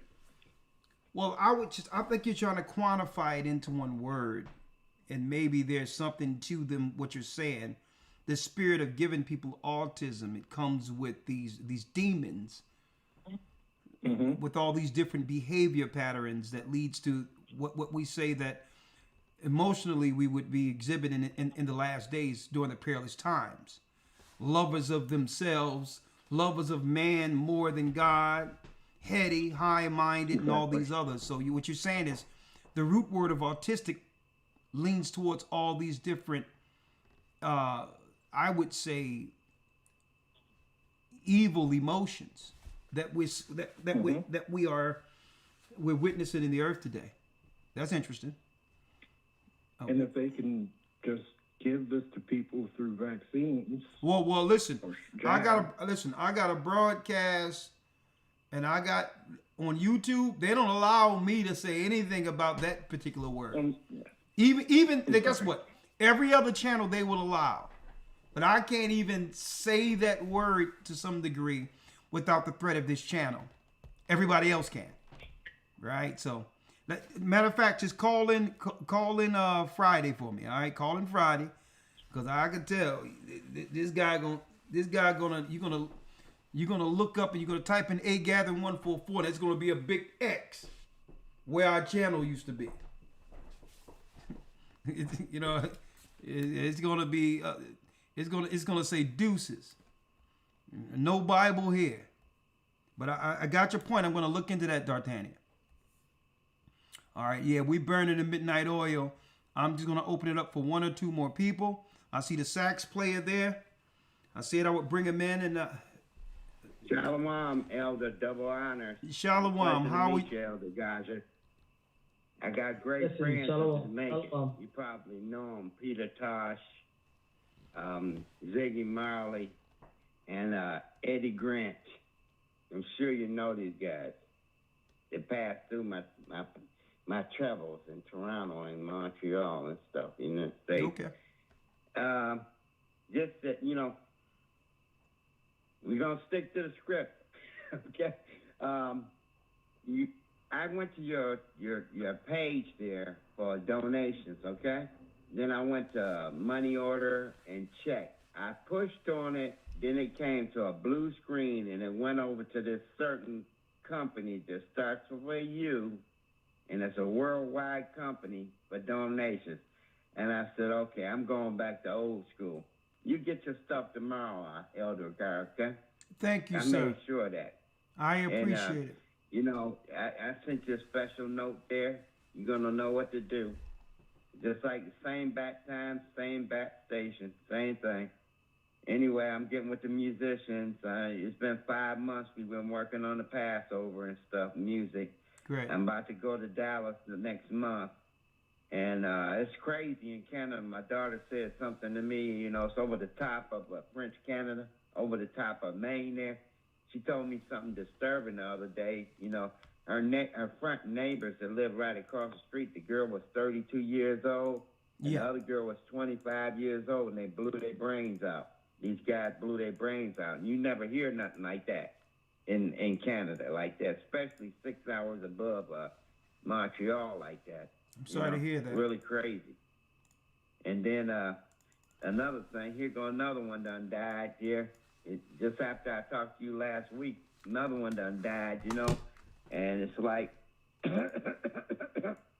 You know what I'm saying? So I got to play that song again, Amazing Grace, on the 13th. It's sad. And I believe Hosea 4 and 6. My people are destroyed for lack of knowledge. And keep the good work up on the academy. It's never the same. And I hope to meet you one day, Elder Gotcha. I know you got a good spirit, and I know Elder Rawchaa knows that, because I know Jamaican people, when they with you, they really with you. Yeah, that's the truth. He's a good man. Well, thank you, brother. I bless you, and you have a great evening. Shalom. Shalom. You too. Shalom. All right, Gotcha. We made it to the end of the broadcast. I wish I could bring more people on, but the computer done went haywire again. Okay. So I'm it's stuck. The web page is scrolling by itself. And and I'm glad we've made it this far. You know, what I hope to do, I'm probably going to just shut it down and update it. I don't know. But hey, we're coming to the end of all this. The beast system will soon be implemented. And guess what? The children of Israel will rise above the rest in the Spirit of Christ. Thank you, Elder Gotcha, for assisting me tonight. I'm sure Elder Lawya thanks you also. He have a night off. He able to share some time with his family. And we thank you all for being a part of this. And this was fun, Gotcha. Thank you.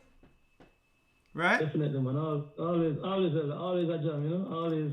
All right. It's always fun doing this, you get me? Like, we're into this till the wheels fall off. You understand? Until we can't do it no more. And, you know, I'm grateful to the Most High to be a part of the awakening and seeing what's going on. And you get me? I can bring a brick, bring something to the table. With me, and enough love to the people. I'm reading the comments, and the comments are actually keeping me entertained as well. Yeah, something else. Oh yeah.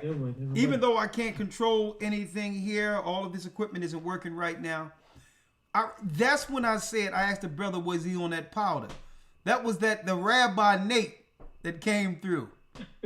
Right. Hey, yo, Elder, that was the last broadcast that we did a piece of film that banned us from that.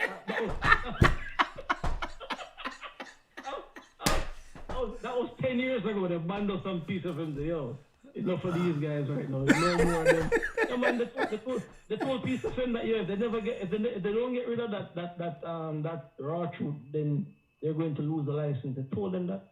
They told them that you have to get rid of these guys. That was the last broadcast that we did. They said, I've not been like the piece of him since. So they said if they didn't get rid of your segment, that one show, that they would lose their license to broadcast. Yep. And it was the Jewish Defense League from the United States. Over 5,000 emails and things came in on that broadcast. 5,000 emails came in through who? They came in from the EDL, from the Jewish Defense League, the JDL, sorry. Jewish Defense League. Yeah, over 5,000 emails got sent. They got sent to Peace FM, they got sent to Ofcom. They said, yo, listen, you have to get rid of that show. That's the last broadcast I did. They said, oh, they're gonna investigate it for anti-Semitism and homophobia. I think they said it was. And we're still waiting for the conclusion of the investigation. And what are the results so we can resume broadcast? But we never heard anything back from it. Woo! Boy, let me tell you, this truth is something else. It's something else. I can't wait to sit down with you again, young man. We're going to be on those streets, bringing back the children of Israel. Well, that's right. Shalom, brothers and sisters. The computer is going crazy right now. I have no control over it. It's doing what it would like to do. So I have to abruptly shut the computer down. Good night. May the Most High be with you. Stay prayed up. Sin not. We will soon see Israel. We are the children of Israel, and we are back. Have a good night. Have a blessed evening. Shalom. Shalom. And let me just shut my computer down here. Right.